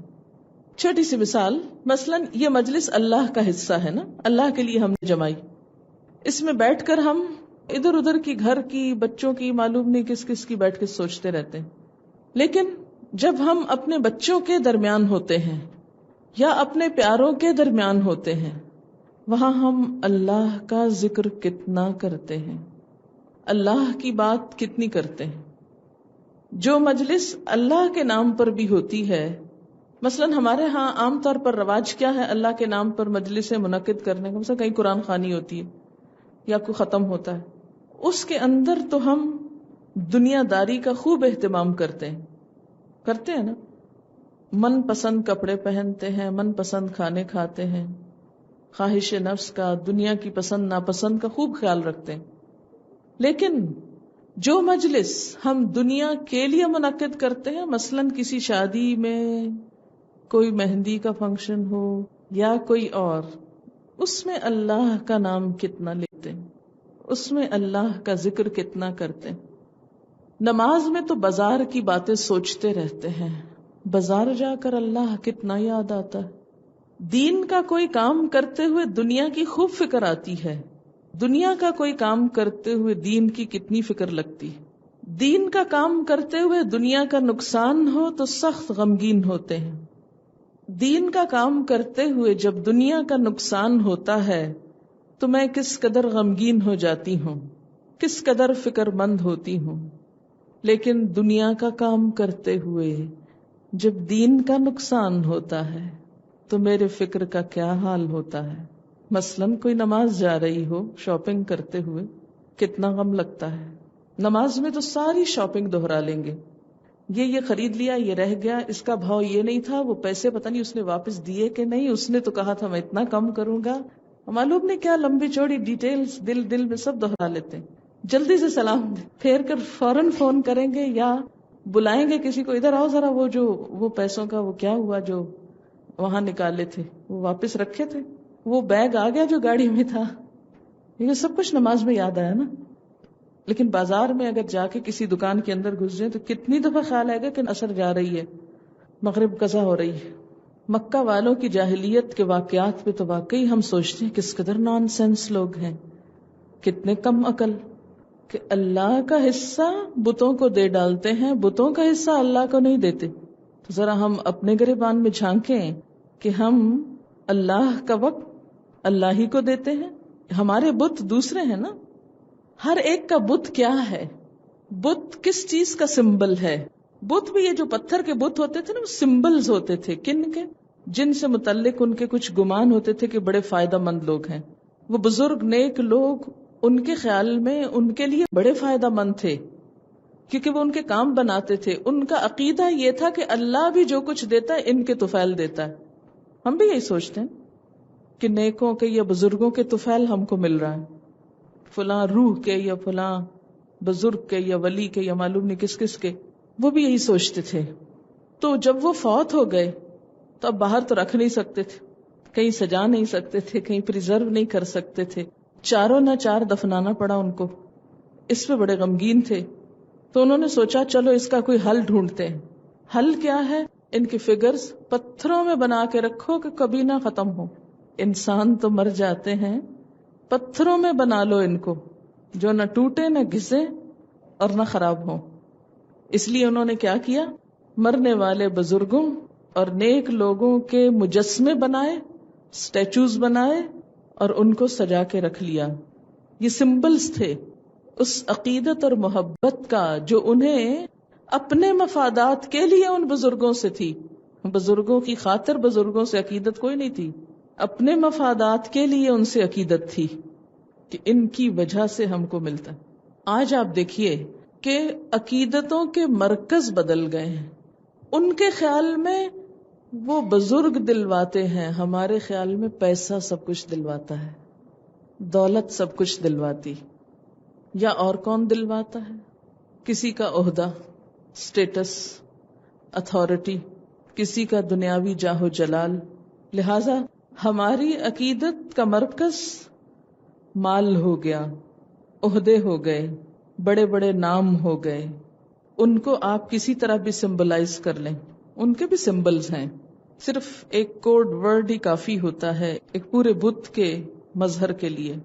پھر جب ان کی باری آتی ہے ان کو راضی کرنے کی، ان کو خوش کرنے کی، ان کو کچھ دینے کی، تو ہمیں پرواہ نہیں ہوتی کہ ہمارا رب ہم سے ناراض ہو جائے گا. ایسے لیڈرز، ایسے بزرگ، ایسی اتھارٹیز، ہم دن رات ان کے گرد گھومتے ہیں. نمازیں ہیں یا نہیں؟ اللہ رسول کا نام ہے کہیں کہ نہیں؟ ہم کیا کرتے ہیں؟ ان ہستیوں کے طواف کرتے ہیں، چاہے رشوت لے کر، رشوت کے نام پر کچھ لے کر، یا کسی اور طرح. وہ ان بتوں کو راضی رکھتے تھے، ہم ان بتوں کو راضی رکھتے ہیں. وہ مشرک کہلاتے تھے، ہم بہت توحید پرست ہیں. اللہ کا حصہ، اللہ کے لیے دیا جانے والا مال، صدقہ خیرات اب ان کی نظر ہو گیا. کبھی سوچا ہم نے ہمارے ملک کا یہ حال کیوں ہو چکا؟ ہمارا یہ تنزل، زوال، خواہ دین کا ہو یا دنیا کا، اس کی بنیاد کیا ہے؟ یہ ناانصافیاں. جو کام جہاں ہونا چاہیے، جو چیز جہاں جانی چاہیے وہاں نہیں جاتی، کہیں اور جاتی. وہ صدقہ خیرات جو ہمارے مال میں سے غریبوں کا حصہ تھا، وہ غریبوں کو تھوڑی جاتا ہے، وہ تو رشوت کے نام پر کسی اور کے گھر چلا جاتا ہے. اگر وہ غریبوں تک جاتا تو کیا یہ معاشرتی ناہمواریاں ہوتی؟ ایسے نہ ہوتا. ہم اپنی دنیا بڑھانے کی فکر میں ضرورت مندوں کا لقمہ چھینتے ہیں اور اس کو بھی کسی اور تک پہنچا دیتے ہیں. لہذا جو بیمار ہیں، سسک رہے ہیں، بھوکے ہیں، تڑپ رہے ہیں، پانی نہیں، بلک رہے ہیں، کیونکہ یہ بت جگہ خالی کریں تو کچھ اور سوچیں. کھیل وہاں بھی مفادات کا تھا، یہاں بھی مفادات کا. اور ان شریکوں کی بسا اوقات محبت ایسی غالب آتی ہے کہ انسان اپنی اولاد تک نچھاور کر دیتا ہے، اپنی اولاد تک ان کے مقاصد کو پورا کرنے میں لگا دیتا ہے، اسی کے کل پرزے بنا دیتا ہے، اسی نظام کو سپورٹ کرنے کے لیے، اسی کے ستون بننے کے لیے. اللہ نے ایسے دین کی کبھی تعلیم نہیں دی. حضرت ابو ہریرہ سے روایت ہے، آپ صلی اللہ علیہ وسلم نے فرمایا، اللہ تعالیٰ فرماتے ہیں میں اپنے حصے داروں کی نسبت اپنا حصہ لینے سے بے نیاز ہوں. جس شخص نے ایسا عمل کیا جس میں میرے ساتھ غیر کو حصے دار بنایا تو میں اس صاحب عمل اور اس کے عمل دونوں کو ہی چھوڑ دیتا ہوں. یعنی اس عمل کرنے والے اور اس کام وہ جو نیکی کا بظاہر کر رہا ہے وہ سب چھوڑ دیتا ہوں، اس نیکی کو قبول ہی نہیں کرتا. پھر دوسری طرف جب انسان اللہ سے نہیں ڈرتا تو بڑے بڑے غلط کام جس میں اولاد تک کا قتل کرنا شامل ہے وہ بھی خوشی سے کرنے لگتا ہے. ان کے شریکوں نے ان کے لیے اپنی اولاد کو قتل کرنا بھی خوبصورت بنا دیا. آج آپ دیکھیں کہ کیا بہت سے ہمارے مسلمان بہن بھائی اس جرم میں شریک نہیں، قتل اولاد کے جرم میں؟ سبب کیا ہے؟ وہی مادہ پرستی کہ 2 سے زیادہ بچے ہوئے ان کو کہاں سے کھلائیں گے، ان کو کہاں سے دیں گے. اپنی اولاد کو پیدا نہ ہونے دینا. ابارشن کتنا عام ہو گیا ہے خواتین کے اندر. خود اپنے ہی بچوں کا ماں ہو کے عورت ماں بننا نہیں چاہتی. بظاہر سمجھتے ہیں کہ بہت فائدہ مند کام ہے لیکن الٹیمیٹلی ہلاکت آمیز. اس وقت میں ان ڈیٹیلز میں نہیں جا رہی کہ فقہی مسائل اس میں کیا ہیں، کس حال میں فیملی پلاننگ درست ہے اور کس میں نہیں. میں ایک اجتماعی سوچ کی بات کر رہی ہوں کہ آج کے اس جدید دور میں بھی کیا یہ نقطہ نظر اپنے عروج پر نہیں کہ اپنی اولاد کو مار ڈالو. وہ لوگ کیوں مارتے تھے؟ 3 طرح کا قتل ہوتا تھا جاہلیت کے دور میں. نمبر 1، لڑکیوں کا قتل، اس خیال سے کہ کوئی ان کا داماد نہ بنے. داماد ان کے نزدیک ایک بہت خراب چیز تھی، یہ بھی ان کا اپنا خیال تھا. یا قبائلی لڑائیوں میں وہ دشمن کے ہاتھ نہ چلی جائیں، لونڈیاں نہ بنا لے دشمن ان کو، اور وہ ان کے لیے آر کا سبب نہ بنے کہ کوئی ان کو تانا دے، دیکھو تمہاری بیٹی فلاں کی لونڈی. آج کے دور میں بھی کیا لڑکیوں کو قتل نہیں کیا جا رہا؟ جب سے آپ کی سائنس نے تھوڑی اور ترقی کی اور یہ پتا چلنے لگا کہ ماں کے پیٹ میں بیٹی ہے یا بیٹا ہے، کیا بہت سی بیٹیاں دنیا میں آنے سے پہلے اس جدید علم کی بھینٹ نہیں چڑھ گئیں؟ انڈیا میں، چائنا میں بھی یہ چیز اپنے عروج پر ہے. چائنا میں اس لیے کہ وہاں ایک بچے کی پرمیشن ہے کہ ایک بچہ پیدا کر سکتے ہیں. اب بعض علاقوں میں دوسرے کی بھی اجازت ہوگی، تو وہ بھی ایک مشرقی سوسائٹی ہے، ان کے ہاں بھی بیٹی کی نسبت بیٹے کی قدر و قیمت زیادہ ہے.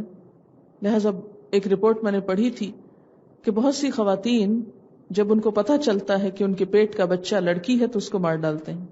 انڈیا ہو، پاکستان ہو، یہاں بھی عورت جو ہے انتہائی مظلوم ہے، اس کا پیدا ہونا ہی مصیبت کا سبب ہے. لہذا یہاں بھی ایسا بہت کچھ کیا جا رہا ہے، اور پڑھے لکھے ڈاکٹرز، ہوش اور شعور رکھنے والے لوگ اس سب کام میں شریک ہیں. بجائے اس کے کہ پیشنٹ کو سمجھایا جائے، وہ تھوڑا سا مال کمانے کے لیے انہیں سپورٹ کرتے ہیں.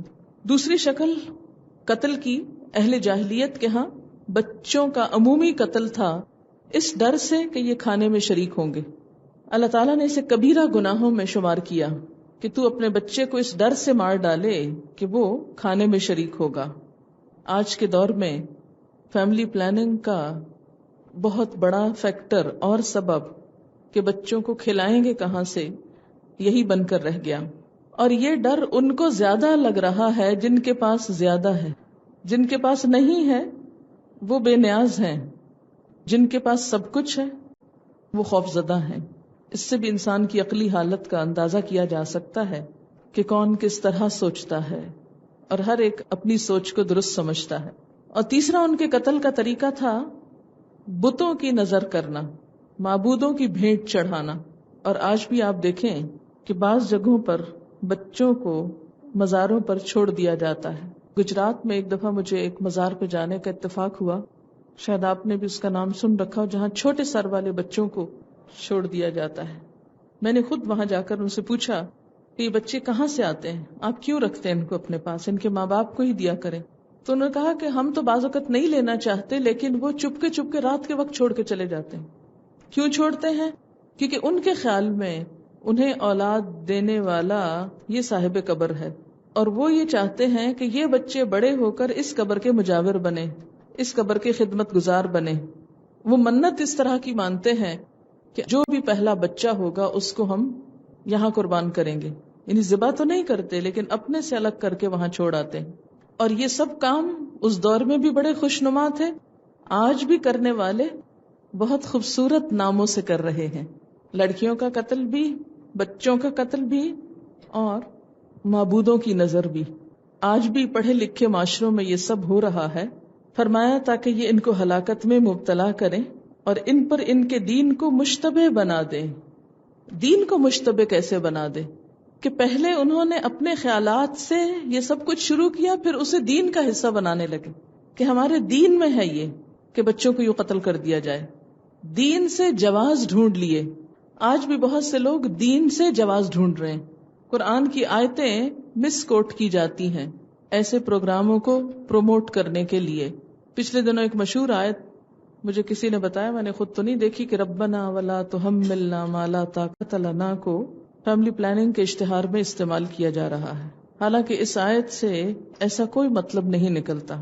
لیکن جو لوگ قرآن نہ پڑھے انہیں کہاں سے پتا کہ اس آیت کا اصل مطلب کیا ہے. جب ہم یہ سب کچھ دیکھتے ہیں تو سوچتے ہیں کہ اللہ تعالیٰ زبردستی سے کیوں نہیں روک دیتے یہ سب. فرمایا وَلَوْ شَاءَ اللَّهُ مَا فَعَلُوا. اللہ نے چونکہ ان کو آزادی دی ہے کہ جو اپنے عقل کو، اپنے وسائل کو جس کام میں چاہے استعمال کرے، تو یہ اس وجہ سے کر رہے ہیں. اور پھر وَقَالُوا هَٰذِهِ أَنْعَامٌ وَحَرْثٌ حِجْرٌ. دین کی ظاہریت میں بے وجہ کی تفصیلات، دین کے ظاہری پہلوؤں میں بلا وجہ کی ڈیٹیلز، نکتہ چینیاں، موشگافیاں. مثلا یہ جانور اور یہ کھیت ممنوع ہے، اس میں کوئی انٹر نہ ہو، یہاں کوئی نہیں آ سکتا، یہ کوئی نہیں کھا سکتا. لا یطعمها الا من نشاء. کوئی اس کو ہاتھ نہیں لگا سکتا مگر جس کو ہم چاہیں. تو دین کسی انسان کی اجارہ داری تو نہیں کہ وہ جس کو چاہے دے اور جس کو چاہے نہ دے. وہ تو اللہ کا دیا ہوا ہے، جو چاہے استعمال کرے. پھر خود سے خود قانون بنا کے کچھ جانوروں کی سواری حرام کر دی کہ ان پہ کوئی سوار نہیں ہو سکتا. کچھ جانوروں پر اللہ کا نام ہی نہیں لیا جا سکتا. یہ بھی خود سے ایک موشگافی نکال لی. اللہ نے کہیں نہیں فرمایا ایسا. اور یہ سب خود ساختہ باتیں، سیلف میڈ ایڈیشن دین کا کس کے نام منسوب کر دیا گیا؟ اللہ کے نام منسوب کر دیا گیا. پھر کیا کہا؟ جو ہمارے ان جانوروں کے پیٹ میں ہے، یعنی پیٹ کے بچے، وہ صرف مرد کھا سکتے ہیں، عورتیں نہیں کھا سکتی. ہمارے ہاں بھی بعض کھانے صرف عورتیں کھا سکتی ہیں. مثلا ایک مشہور شاید نیاز ہے بی بی فاطمہ کے نام کی، کہ جو کسی بچے یا لڑکے تک کو نہیں دی جا سکتی، چھوٹا بچہ بھی اس کو نہیں کھا سکتا. بی بی کی سہنک اس کو بولتے ہیں، معلوم نہیں کیا. پھر اسی طرح بعض مخصوص نیاز وہ صرف عورتیں کھا سکتی ہیں، مرد نہیں کھا سکتے. پھر یہ کہ حاملہ نہیں کھا سکتی. مثلا مہندی جو ہے وہ بیوہ عورت نہیں لگا سکتی، اور یہ کام کنواری نہیں کر سکتی، اور یہ شادی شدہ نہیں کر سکتی. یہ سب تقسیمیں خود کی ہوئی. کہیں کسی کتاب میں ان کی کوئی ایسی تفصیل نہیں آئی. اور پھر عقل کے مارے اگر وہی بچہ مر جاتا تو کہتے سب کھا سکتے. فرمایا سیجزیہم وصفہم. ان کی سب باتوں کی جزا اور بدلہ اللہ ان کو دے گا، اس کی سزا ان کو ملے گی.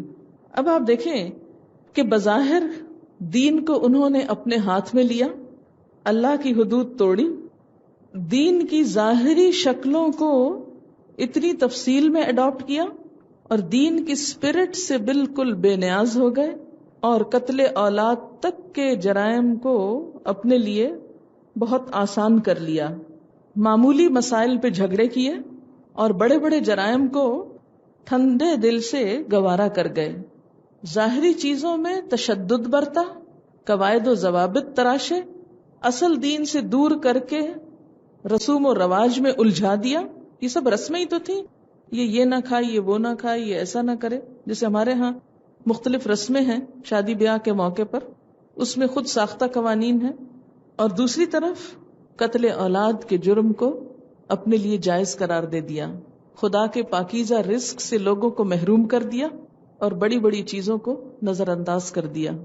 فرمایا ان کا اصل حال کیا ہے؟ قد دلوا وما كانوا مهتدين. یہ بھٹک چکے ہیں، ان کو کوئی سمجھائے بھی تو سمجھنا نہیں چاہتے. جن چیزوں پہ یہ جم گئے ہیں ان سے یہ پھیرے نہیں جا سکتے. انہوں نے لکھا ہے کہ بی بی فاطمہ کی نیاز کی مٹھائی مردوں اور لڑکوں کو نہیں کھانے کی اجازت دی جاتی، خواہ لڑکے روتے رہیں دیکھ کر. بی بی آسیہ کی نیاز پشاور کے علاقے میں بنائی جاتی ہے، جس کے پیچھے تصور ہے کہ موسیٰ علیہ السلام فرعون کے قتل کرنے سے بچ گئے. جب انہوں نے لال کی بجائے انگارہ اٹھا لیا تو منت پوری ہونے پر بی بی آسیہ نے اپنی مخصوص خواصوں کے ساتھ چھپ کر روٹی کی چوری کوٹی اور کھائی. تو منت پوری ہونے پر صرف خواتین کو دعوت دے کر کھلائی جاتی ہے، صرف خواتین کھاتی ہیں، مرد حضرات کو ایک نوالہ تک نہیں دیا جاتا. لا یطعمها الا من نشاء بزعمهم. معین الدین چشتی اجمیر انڈیا کے مزار پر مجاوروں کا کہنا ہے کہ ہمیں ان کی طفیل اتنا ملتا ہے کہ کچھ کام کرنے کی ضرورت ہی نہیں. سب ان کی اولاد ہیں اور آپس میں باہم رضامندی سے مختلف خاندانوں نے وقت تقسیم کر لیا ہے. جس کے وقت میں جتنا مال اور نظر آئے سب ان کے گھر جاتا ہے. ذاتی طور پر ایک مجاور نے ملاقات میں یہ سب باتیں بہت فخر سے بتائیں. ایک اور کمنٹ ہے، ایک مجاور اپنے گھر لے گئے 3 منزلہ پختہ بہترین مکان اور پلنے والا بہت بڑا کنبہ، سب خوشحالی کی منہ بولتی تصویریں تھیں، اور یہ سب کرم خواجہ غریب نواز کا تھا. آج کا بت پیسہ ہے. مشہور محاورہ فخریہ بولا جاتا ہے کہ پیسہ اگرچہ خدا نہیں مگر خدا جیسی طاقت رکھتا ہے. ایک اور کمنٹ ہے، کوئی دوست آ جائے، مہمان، رشتہ دار یا کوئی اور ایسا کام آ پڑے جو ہمارا بہت سا وقت لے لے تو ہم وہ وقت نماز سے نکالنے کی کوشش کرتے ہیں. ہماری نماز مختصر ہو جاتی ہے، خشوع و خضوع کم ہو جاتا ہے. کہیں جانا ہو نماز مختصر کر لیتے ہیں، لیکن کبھی ایسا کم ہی ہوا کہ دیگر کاموں کے اوقات میں سے اگر کچھ وقت بچ جائے تو ہم اسے کسی نیک کام میں لگائیں، اس کو پھر کسی اور لغویات میں لگا لیتے ہیں. اب تو شادی بیاہ کے گانوں میں بھی تبرک کے طور پر اللہ کا نام ڈال دیتے ہیں. یعنی جب گانے شروع کرتے ہیں تو اس میں سے ایک گانا جو اکثر سب سے پہلے گایا جاتا ہے، رسول پاک کا سایہ مبارک ہو مبارک ہو. افتتاح اس گانے سے کرنے کے بعد آگے ہر قسم کے بیہودہ گانے گا لیے جاتے ہیں. میرے کام والی نے بتایا کہ کئی مزاروں پر آج کل بزرگوں پیروں کی قبروں پر نوٹ برسائے جاتے ہیں. حد یہ ہے کہ گاؤں میں مسجدوں میں عورتیں نوٹ زمین پر برسا کر پھینک کر چلی جاتی ہیں کیونکہ انہوں نے کوئی منت مانی ہوتی ہے. ایک منت یہ بھی ہوتی ہے کہ کسی خاص باغ میں جا کر بطخوں کو کھانا کھلائیں. جنہوں نے یہ ٹرائی کیا ہے وہ کہتے ہیں کہ ان کی دعا ہمیشہ قبول ہوتی ہے. انہوں نے لکھا کہ اس کو میں ڈک پاور کہتی ہوں. انہوں نے لکھا ہے کہ ہم نے رمضان کا مہینہ اللہ کے لیے مقرر کر لیا اور باقی سارا سال اپنی خواہشات کی پیروی میں گزارتے ہیں. لاڑکانہ میں کسی پیر کے نام کی گائیں وغیرہ کو کہتے ہیں قادریوں کی گائے، اور وہ بے مقصد گھومتی رہتی ہیں. ان کو ذبح نہیں کرتے اور نہ ہی ان کو کوئی پکڑ سکتا ہے. ایک نوجوان لڑکی کی بچی 9-10 ماہ کی تھی کہ دوسرا بچہ پیدا ہونے والا ہو گیا. شوہر کسی ڈاکٹر کے پاس بچہ ضائع کرانے لے گیا. اس نے ایسی دوا دی کہ وہ لڑکی فوراً مر گئی. اس کا جسم اپنا گل سڑ گیا کہ اسے نہلائے بغیر دفن کرنا پڑا. کہتی کہ میں بہت قریب سے ایک شخص کو جانتی ہوں جن کا ایک حلقہ ہوتا ہے، وہاں پر حمد اور نعتیں پڑھی جاتی ہیں، اور ایک اور چیز منقبت پڑھی جاتی ہے جس میں سب گا گا کر اپنے مرشد کی تعریفیں بیان کرتے ہیں. اتنا تو لوگ نعتوں میں بھی نہیں روتے جتنا لوگ اس منقبت میں روتے ہیں. حال پڑ جاتے ہیں لوگوں کو، ان کا بس نہیں چلتا کہ کسی طرح ان کے پاؤں پڑ جائیں تاکہ وہ بگڑی بنا دیں اور ہم جنت میں چلے جائیں. ان کا کہنا یہ ہے کہ عشق مجازی کے بعد عشق حقیقی آتا ہے. اگر اس وقت کوئی بات بھی کر لے غلطی سے تو لوگ اس کو بہت برا سمجھتے ہیں کہ مرشد ناراض ہو جائیں گے. اگر کوئی بچہ زیادہ عرصے بعد پیدا ہو تو والدین کم از کم 5 سال کے لیے کسی بزرگ کے نام پر فقیر کر دیتے ہیں. 5 سال تک گھر کی کوئی چیز اس کے استعمال میں نہیں لاتے. جس بزرگ کے نام پر بچہ فقیر کیا جاتا ہے اس کے نام پر مانگ کر بچے کی ضروریات پوری کی جاتی ہیں. یہ صحیح انہوں نے کہا. ایک لٹ بھی چھوڑ دی جاتی ہے جس کو یعنی پورے سر میں ایک بالوں کی لٹ لمبی ہوتی چلی جاتی ہے. پھر پیسے جمع کر کے کوئی جانور خرید کر پھر اس خاص مزار پہ جایا جاتا ہے. وہاں جا کر وہ لٹ کاٹی جاتی ہے اور وہ جانور قربان کیا جاتا ہے. ہندو بھی کہتے ہیں ایسے کرتے ہیں. پچھلے دنوں ایک سوسائٹی میں خانہ کعبہ کا ماڈل بنا کر اس کے آگے سجدے کیے گئے، اس کے گرد طواف کیے گئے، جس میں ننگے پیر مرد اور عورتوں اور بچوں نے طواف کی اور عقیدت ظاہر کی. کچھ دنوں بعد مسجد نبوی کا بھی ایسا ہی نقشہ بنایا گیا اور دیکھنے والے کہتے ہیں کہ بالکل ویسا ہی لگتا تھا، یعنی اصل مسجد کی طرح کا. ہمارے ہاں بہت سارے لوگوں کا ایک گروہ ہے جو لاہور ہر سال اہتمام کے ساتھ ہزاروں روپے کرائے کے خرچ کر کے کراچی میں پیر صاحب کے مزار کے عرس پر حاضری دینے کے لیے آتے ہیں. اس میں ان کا عقیدہ یہ ہوتا ہے کہ پیر صاحب کے نام پر دیں گے تو اللہ کے ہاں زیادہ قبولیت کے چانسز ہیں. لیکن دوسری طرف اپنے فرائض یعنی نماز روزہ وغیرہ سب بھول جاتے ہیں اور جان بوجھ کے بھی چھوڑ دیتے ہیں کہ ہمارے پیر و مرشد ہمیں اللہ کے ہاں بخشش کروا دیں گے، اور اسی وجہ سے وہ اپنا لاکھوں روپیہ بھی خرچ کرتے ہیں اور قیمتی وقت بھی. کسی نے لکھا ہے کہ مندرجہ ذیل بزرگوں کے نام پہ فاتح خوانی ہوتی ہے، والدین کے نام پر امام جعفر کے نام پر، حضرت غوث اعظم کے نام پر، ان لوگوں کے نام پر لوگوں کو کھانا دیا جاتا ہے. جو بچے درباروں پر بڑے ہوتے ہیں یہ نارمل پیدا ہوتے ہیں، مگر پھر لوہے کے ہیلمٹ ان کو پہنا دیے جاتے ہیں جس کی وجہ سے سر نہیں بڑھتا. جس کے بڑھنے کی عمر 7-8 سال ہے، جب اس عمر میں سر نہیں بڑھتا تو سر چھوٹا رہ جاتا ہے، جو ماؤس لائک سر کی شکل ہوتی ہے، اور ان سے پھر بھیک منگوا کے کاروبار کیا جاتا ہے. سورہ زمر میں آتا ہے قل افغیر اللہ تأمرونی اعبد ایھا الجاہلون. اے نبی صلی اللہ علیہ وسلم ان سے کہیے پھر کیا اے جاہلو تم اللہ کے سوا کسی اور کی بندگی کرنے کے لیے مجھ سے کہتے ہو کہ میں اللہ کے سوا کسی اور کی طرف پلٹ جاؤں. یہاں جاہلون کس کو کہا گیا ہے؟ جاہلون کچھ پکارنے والوں کو، بلانے والوں کو، دعوت دینے والوں کو، کس کی طرف؟ غیر اللہ کی طرف. جو اللہ کے سوا کسی اور کی طرف بلائے وہ عالم نہیں، جاہل ہے، خواہ اس کا بلانا کتنا ہی خوبصورت کیوں نہ ہو، کتنا ہی اٹریکٹیو کیوں نہ ہو.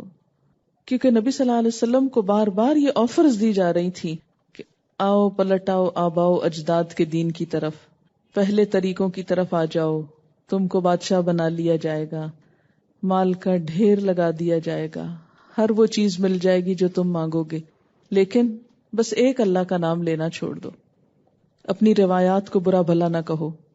تو فرمایا آپ ان کو بتا دیجئے افغیر اللہ تأمرونی اعبد ایھا الجاہلون. اور یہ صرف اس دور کے لیے نہیں، آج بھی اگر کوئی شخص اللہ کے راستے سے ہٹا کر کسی اور راستے کی طرف لے جانا چاہتا ہے اور وہ خود کو بہت عقل مند بتا رہا ہے، بہت پڑھا لکھا. اچھا ہوتا یہی نا کہ جو جتنا پڑھا لکھا ہوتا ہے، جتنی ڈگریاں رکھتا ہے، ہم اس کی بات اتنے ہی آسانی سے سن لیتے ہیں، مان لیتے ہیں، اور یہ کبھی نہیں دیکھتے کہ بات کیا ہے، بلا کس طرف رہا ہے. ہم صرف یہ دیکھتے ہیں کہ بلانے والا کون ہے، یہ نہیں دیکھتے بلا کدھر رہا ہے، اور یہیں سے دھوکہ کھا جاتے ہیں. مثلا آپ کسی بھی محفل میں ہیں، عام طور پر اسکالرز کو انٹروڈیوس کیا جاتا ہے کہ فلاں شخص آپ کے سامنے اسپیچ دیں گے، ان کی یہ ڈگریاں ہیں، یہ قابلیتیں ہیں، یہ ایوارڈز ہیں، یہ کارنامے ہیں، اور پھر ان کی گفتگو. تو جب آپ وہ ساری لسٹ سن لیتے ہیں کارناموں کی، تو پھر آپ پوری طرح اپنے آپ کو سبمٹ کر دیتے ہیں، اس کے حوالے کر دیتے ہیں. اب جو وہ کہے گا وہی آپ کے لیے حرف آخر ہو جائے گا. کیوں؟ اس لیے کہ اس کے پاس تو بہت بڑی ڈگریاں. یہ کبھی نہیں کھنگالیں گے کیا کہہ رہا ہے. جبکہ نبی صلی اللہ علیہ وسلم نے ہمیں کیا سکھایا ہے؟ یہ نہ دیکھو کہ بلانے والا کون ہے، یہ نہ دیکھو، یہ دیکھو کس چیز کی طرف بلا رہا ہے. یہ ہے عقل مندی کی علامت. مگر ہم دوسری طرف سے دیکھتے ہیں کون ہے، کس نے فرمایا. اسی لیے تو ہر وقت کوٹیشنز پڑھتے رہتے ہیں نا، بڑی بڑی، افلاطون نے یہ کہا اور ارسطو نے یہ کہا اور فلاں صاحب نے یہ فرمایا، بڑے بڑے اقوال. اور یہ نہیں دیکھتے آگے بات کیا ہے. نام ہی کافی، اسلام میں نام ہی کافی نہیں. وہاں دیکھا یہ جائے گا کہ کہنے والا خواہ کتنا بڑا علامہ کیوں نہ ہو، وہ کہہ کیا رہا ہے. عقل سے کام لو. آنکھیں بند کر کے کسی کے پیچھے چلنے والے تو کون ہوتے ہیں؟ ان شر الدواب عند اللہ الصم البکم الذین لا یعقلون. بدترین جانور اللہ کے نزدیک وہ لوگ ہوتے ہیں جو اندھے بہرے ہوتے ہیں، گنگے بہرے ہوتے ہیں، عقل سے کام ہی نہیں لیتے، کچھ سمجھتے ہی نہیں، آنکھیں بند کر کے بھاگے چلے جاتے ہیں. بڑے بڑے خوشنما نعرے ان کو اپنے جال میں پھنسا لیتے ہیں. بالکل بھیڑ بکریاں ایسے ہی کرتی ہیں نا، کہ ان کو نہیں پتا کہ یہ ہم کو چرانے لے جایا جا رہا ہے یا ذبح کرنے لے جایا جا رہا ہے. تو جو انسان بھی عقل سے کام نہیں لیتے، وہ یہ نہیں دیکھتے کہ ہم کو کس چیز کی طرف بلایا جا رہا ہے، بس وہ صرف یہ دیکھتے ہیں کون بلا رہا ہے. وہ کسی لیڈر کی صرف ظاہری شخصیت سے مروب ہو کر آنکھیں بند کر کے خود کو اس کے پیچھے جھونک دیتے ہیں. میں نے آپ کو آج تک بتایا میری پی ایچ ڈی کا ٹائٹل کیا تھا، عنوان کیا تھا، میری ریسرچ کیا تھی، اس میں کیا لکھا میں نے. کبھی آپ نے پڑھا میرا تھیسس؟ کبھی میں نے وہ تھیسس لا کے پڑھایا آپ کو؟ کبھی نہیں. اس کا تو ہارڈلی کہیں ذکر ہوا ہے. بالکل میں اپنے لیے بھی یہی بات کہوں گی کہ نہ آپ میرے بولنے پہ جائیں، نہ آپ میری شکل و صورت پہ جائیں، نہ کسی اور ڈگری پہ جائیں. آنکھیں کھول کے دیکھا کریں میں کیا رہی ہوں، کیا بول رہی ہوں. اسی میں بھلائی ہے میری بھی اور آپ کی بھی. اور سارا دن ہم کیا کھول کے بیٹھے رہتے ہیں؟ کیا کام ہوتا ہے؟ پہلے تو لفظ کا ترجمہ ہوتا ہے، پھر اس کے بعد یہ ہے کہ انہی آیتوں کو آگے پیچھے سے دیکھتے ہیں، پھر کوئی احادیث اس سے متعلق مل گئی تو ان کو ساتھ کوٹ کر لیتے ہیں. بس یہ چند جملے بیچ کے بولے جاتے ہیں وہ جو ان کو جوڑنے کے کام آتے ہیں، باقی تو ٹیکسٹ ہے اللہ کی کتاب کی، سب کچھ ریکارڈڈ ہے. گن کے دیکھ لیجئے کہ میں نے کتنی دفعہ یہ فرمایا ہو کہ میرا خیال یہ ہے، میں یہ کہتی ہوں، میری سمجھ میں یہ آتا ہے. ڈھونڈ کے دکھائیے مجھے کتنے جملے ایسے میرے سارے لیکچر میں. میں تو جب یہ آپ کو پڑھاتی ہوں تو یقین مانے کہ میرے مخاطب آپ نہیں ہوتے، میں تو آیت آیت پہ خود کو مخاطب کر رہی ہوتی ہوں، اپنے لیے لے رہی ہوتی ہوں کہ یہ میرے لیے. جتنا آپ کے لیے اتنا ہی میرے لیے ہے یہ، کیونکہ ہم سب بندے ہیں اللہ کے، اور انسان ہونے کے ناطے کسی کے نام سے کوئی نہیں بخشا جائے گا کہ فلاں کا نام کے ساتھ یہ لگا ہوا تھا اس لیے اس کو بخش دیا جائے، چاہے اس کا عمل کچھ بھی نہ ہو. تو بہرحال آپ سب کو اللہ نے عقل دی ہے، آنکھیں دی ہیں، کان دیے ہیں، زبان دی ہے. دیکھیں، پڑھیں، غور کریں، سمجھیں اور پھر مانیں. قل افغیر اللہ تأمرونی اعبد ایھا الجاہلون، ان سے کہو پھر کیا اے جاہلو، تم اللہ کے سوا کسی اور کی بندگی کرنے کے لیے مجھ سے کہتے ہو؟ میں اللہ کے سوا کسی اور کا بندہ بن جاؤں، کسی اور کی طرف جھک جاؤں؟ جو بھی اللہ کے سوا کسی اور طرف لوگوں کو موڑے، خواہ وہ کتنا ہی بڑا علامہ ہو، اللہ کی نظر میں وہ جاہل ہے، کیونکہ سب سے بڑا علم اپنے خالق کی پہچان ہے، اپنے خالق کے آگے جھکنا ہے. وَلَقَدْ أُوحِيَ إِلَيْكَ، اور البتہ تحقیق وحی کی گئی آپ کی طرف، وَإِلَى الَّذِينَ مِن قَبْلِكَ، اور ان لوگوں کی طرف جو آپ سے پہلے تھے یعنی انبیاء، لَإِنْ أَشْرَكْتَ، البتہ اگر تو نے شرک کیا، لَيَحْبَطَنَّ عَمَلُكَ، تمہارا عمل بھی ضائع ہو جائے گا. یعنی اللہ کا یہ حکم پیغمبروں کے لیے بھی ہے کہ شرک سے ان کے عمل بھی ضائع ہو جائیں گے. اس کا یہ مطلب نہیں نعوذ باللہ وہ شرک کرنے والے تھے، یہاں اس بات کی اہمیت واضح کی گئی کہ شرک اتنا بڑا گناہ ہے کہ سب نیکیوں پہ پانی پھیر دیتا ہے. وَلَتَكُونَنَّ مِنَ الْخَاسِرِينَ، اور تم ضرور خسارہ پانے والوں میں شامل ہو کے رہو گے. بَلِ اللَّهَ فَاعْبُدْ وَكُن مِّنَ الشَّاكِرِينَ، اللہ ہی کی بندگی کرو اور شکر گزار بندوں میں سے ہو جاؤ. إِيَّاكَ نَعْبُدُ وَإِيَّاكَ نَسْتَعِينُ، یہ بالکل جیسے إِيَّاكَ نَعْبُدُ ہے نا، اسی طرح بَلِ اللَّهَ فَاعْبُدْ، یہ نہیں کہا گیا فَاعْبُدِ اللَّهِ. اللہ تعالیٰ کا لفظ جو مفعول ہے اس کو مقدم کیا گیا ہے کلام میں حصر پیدا کرنے کے لیے.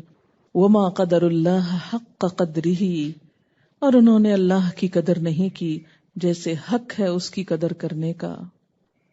انہوں نے اللہ کی قدر نہ کی، اللہ کی وہ عظمت ان کے دل میں نہ ہوئی، وہ اطاعت نہ کی، وہ مقام نہیں دیا اللہ کو جو دینا چاہیے تھا.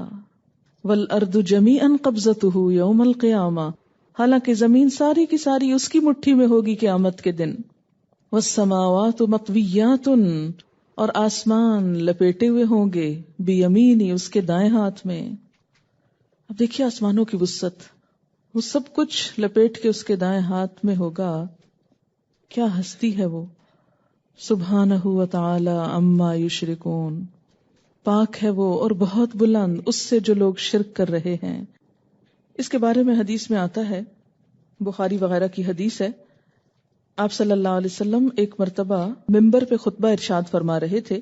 دوران خطبہ آپ نے یہ آیت تلاوت فرمائی اور فرمایا اللہ تعالیٰ آسمانوں اور زمینوں یعنی سیاروں کو اپنی مٹھی میں لے کر اس طرح پھرائے گا جیسے ایک بچہ گیند پھراتا ہے، اور فرمائے گا میں ہوں خدائے واحد، میں ہوں بادشاہ، میں ہوں جبار، میں ہوں کبریائی کا مالک، کہاں ہے زمین کے بادشاہ، کہاں ہے جبار، کہاں ہے متکبر. یہ کہتے کہتے حضور صلی اللہ علیہ وسلم پہ ایسا لرزہ طاری ہوا کہ ہمیں خطرہ ہونے لگا کہ آپ کہیں منبر سمیت گر نہ پڑیں. یعنی اللہ کی عظمت و کبریائی سے آپ کا دل لبریز ہو گیا. اسی لیے پہلے حصے میں کہا نا کہ انہوں نے اللہ کی قدر ہی نہیں کی، اللہ کی عظمت کو نہیں پہچانا. انہوں نے کبھی محسوس ہی نہیں کیا کہ اللہ تعالیٰ بڑے کتنے ہیں. جس کے دل میں اللہ کی بڑائی بیٹھ جائے پھر وہ اس کی نافرمانی کا سوچ بھی نہیں سکتا کہ اس کو ناراض کروں، اس کا حکم نہ مانو. مثلا آپ دیکھیے کہ آپ کی کوئی بہن آپ کی بات نہیں مانتی تو آپ کو برا لگتا ہے، مگر اگر وہ آپ کی والدہ کی بات نہ مانے تو آپ کہتے ہیں لو بہت غلط بات ہے، ماں کی بات ماننی چاہیے. کیوں؟ اس لیے کہ ماں بڑی ہے نا. اگر آپ کی بات اس نے نہیں مانی کوئی بات نہیں، مگر ماں بڑی ہے تو ماں کی تو مان جانی چاہیے. تو اسی طرح جو جتنا بڑا ہوتا ہے اس کی بات کا انکار اتنی ہی بڑی غلط بات ہوتی ہے. تو یہاں پر پہلے کیا فرمایا؟ انہوں نے اللہ کی قدر نہیں کی. کسی کی بھی قدر کب نہیں کرتا کوئی؟ جب وہ اس کی حقیقت کو نہیں سمجھتا. آپ کے ساتھ کبھی ایسا اتفاق ہوا ہوگا کہ جب کوئی آپ کو نہ پہچانتا ہو تو وہ آپ سے کیسے معاملہ کرتا ہے، اور جب آپ کو پہچان لے تو اس کا معاملہ بالکل بدل جاتا ہے. میں ایک دفعہ ایک کلینک میں گئی تو برقع پہنا ہوا تھا. انہوں نے نام تو میرا سن رکھا تھا لیکن مجھے شکل سے نہیں دیکھا ہوتا. نام پوچھا تو میں نے کہا فرحت میرا نام ہے. بالکل جیسے عام پیشنٹس کو ٹریٹ کرتے ہیں عام طور پر روڈلی اور تھوڑا سا اسی طرح ٹریٹ کرتے. اتنے میں ایک اور پیشنٹ آئی اور انہوں نے مجھے دیکھ کے پہچانا. آپ یہاں بیٹھی. جب میرا نام سنا تو دوسری ایک دم وہ اچھا سوری مجھے تو پتہ ہی نہیں تھا یہ آپ ہیں اور میں نے آپ کو پہچانا نہیں. اور وہ تو میں یہ سوچ رہی تھی کہ صرف پہچان سے رویے میں فرق آ گیا، بالکل تبدیل ہو گیا رویہ، بولنے کا انداز، ہر چیز. اور بسا اوقات ہم بھی کسی کو جب نہیں پہچانتے تو اس کے ساتھ بالکل بیگانوں کا سا معاملہ کرتے ہیں، اور جب پہچان لیتے ہیں تو دل نچھاور کرتے ہیں. اللہ تعالیٰ کی جب معرفت ہو جاتی ہے نا پھر گستاخیاں نہیں ہو سکتی. یہ اسی وقت ہوتی ہیں جب اس کی پہچان نہیں، معرفت نہیں. جتنی پہچان ہوتی جائے گی اتنی ہی عاجزی آتی جائے گی، اتنی ہی اطاعت آتی، اتنی ہی سبمیشن ہو جائے گی. اتنی بڑی ہستی، اس کی بات نہیں، مجھے تو ڈر لگتا ہے. قل انی اخاف ان عصیت ربی عذاب یوم عظیم. کہہ دیجئے میں ڈرتا ہوں اگر میں اپنے رب کی نافرمانی کروں وہ بڑے دن کا عذاب مجھ کو پکڑ لے گا. وما قدر اللہ حق قدرہ. انہوں نے اللہ کی قدر نہیں پہچانی جیسے اس کی قدر پہچاننے کا حق ہے. کیوں؟ اس لیے کہ انہیں اللہ کی معرفت ہی نہیں، جانتے ہی نہیں وہ کتنی بڑی ہستی ہے. آپ دیکھیں کہ دنیا کا کوئی بڑا انسان ہمارے سامنے آ جاتا ہے تو ہم کس طرح بہیو کرتے ہیں، لیکن اس کے مقابلے میں اللہ کی بات سامنے آتی ہے تو ہم سنی انسنی کر دیتے ہیں. اچھا ٹھیک ہے. تو جس دل میں رب کی بڑائی آ جائے پھر وہ اس طرح بے نیازی نہیں برت سکتا اپنے رب سے. ایک عورت ایک قبر پہ بیٹھی تھی، نبی صلی اللہ علیہ وسلم نے اس کو سمجھایا کہ صبر کرو. تو فوراً بولی تمہیں کیا معلوم میرے ساتھ کیا ہوا ہے جو تم مجھے صبر کے لیے کہہ رہے ہو. بعد میں کسی نے بتایا کہ یہ حضور صلی اللہ علیہ وسلم تھے. تو فوراً جا کر معافی مانگی کہ میں آپ کو پہچانی نہ تھی ورنہ میں آپ سے اس طرح بات نہ کرتی. اب ہم کہتے ہیں کیوں اللہ تعالیٰ نے یہ کہہ دیا، یہ تو بڑا ظلم ہے، یہ بڑی زیادتی ہے. یہ سب باتیں اس لیے ہم بولتے ہیں کہ پتہ نہیں ہے وہ ہے کیا چیز. حدیث قدسی ہے، میں اور جن و انس عجیب معاملے پر ہیں. پیدا میں کرتا ہوں، عبادت کسی اور کی ہو رہی ہے. رزق میں دیتا ہوں، شکر کسی اور کا ہو رہا ہے. میں اپنے بندے پر احسان کر کے محبت کا اظہار کرتا ہوں مگر میرا بندہ نافرمانی کر کے مجھے کو ناراض کرتا ہے. سب کچھ دے میں رہا ہوں، توجہ کسی اور کی طرف ہے، شکر کسی اور کا ہو رہا ہے. فرمایا پہچانتے نہیں ہو اس کو؟ ایک چھوٹی سی پہچان دیکھو، والارض جمیعا قبضتہ. یہ اتنی بڑی زمین جو ہے نا وہ اس کی مٹھی میں ہوگی.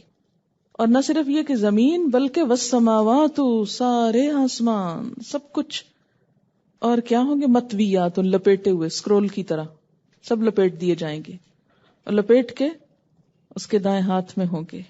سبحانہ وتعالی عما یشرکون. پاک ہے وہ، بہت بلند ہے ان سب باتوں سے جو یہ شرک کر رہے ہیں کہ اور مخلوق کو اس کے برابر قرار دے رہے ہیں.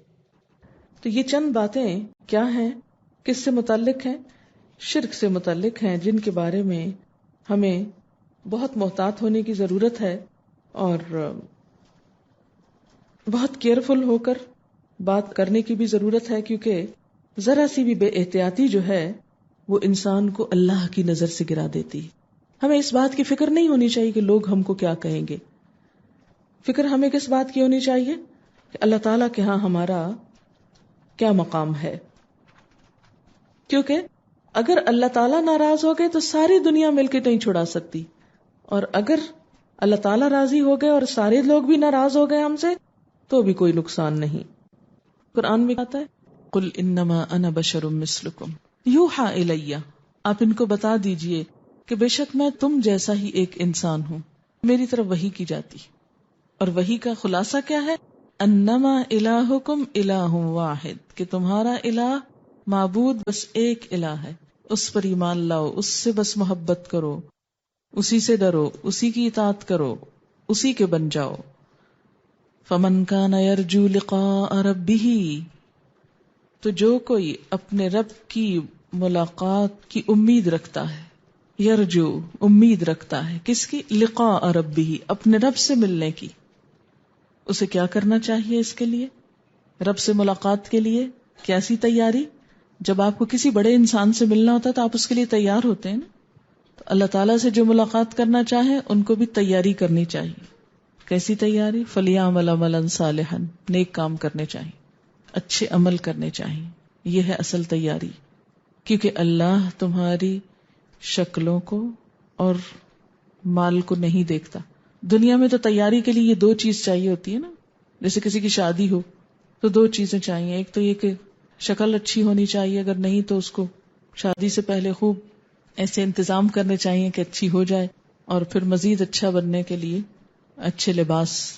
لیکن اللہ ظاہر کو نہیں، اندر کو دیکھتا ہے، تمہارے دلوں، نیتوں اور عمل کو دیکھتا ہے.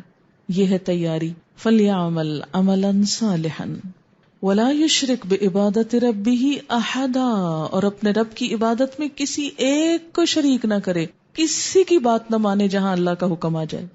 یہ ہے تیاری کہ جہاں رب کا حکم آ جائے کسی کو اس کے مقابل نہ آنے دے. نہ ماں، نہ باپ، نہ بہن، نہ بھائی، نہ شوہر، نہ بچے، نہ دنیا کی کوئی حکومت، نہ بادشاہ، نہ کوئی طاقت، نہ اقتدار، نہ دوست، نہ دشمن، کوئی بھی نہیں. وَلَا يُشْرِكْ بِعِبَادَةِ رَبِّهِ أَحَدًا، جو رب سے ملاقات چاہتا ہے پھر اسے اس چیز کا اہتمام کرنا ہوگا. وآخر دعوانا ان الحمد للہ رب العالمین. سبحانک اللہم وبحمدک، نشہد ان لا الہ الا انت، نستغفرک ونتوب الیک. والسلام علیکم ورحمۃ اللہ وبرکاتہ.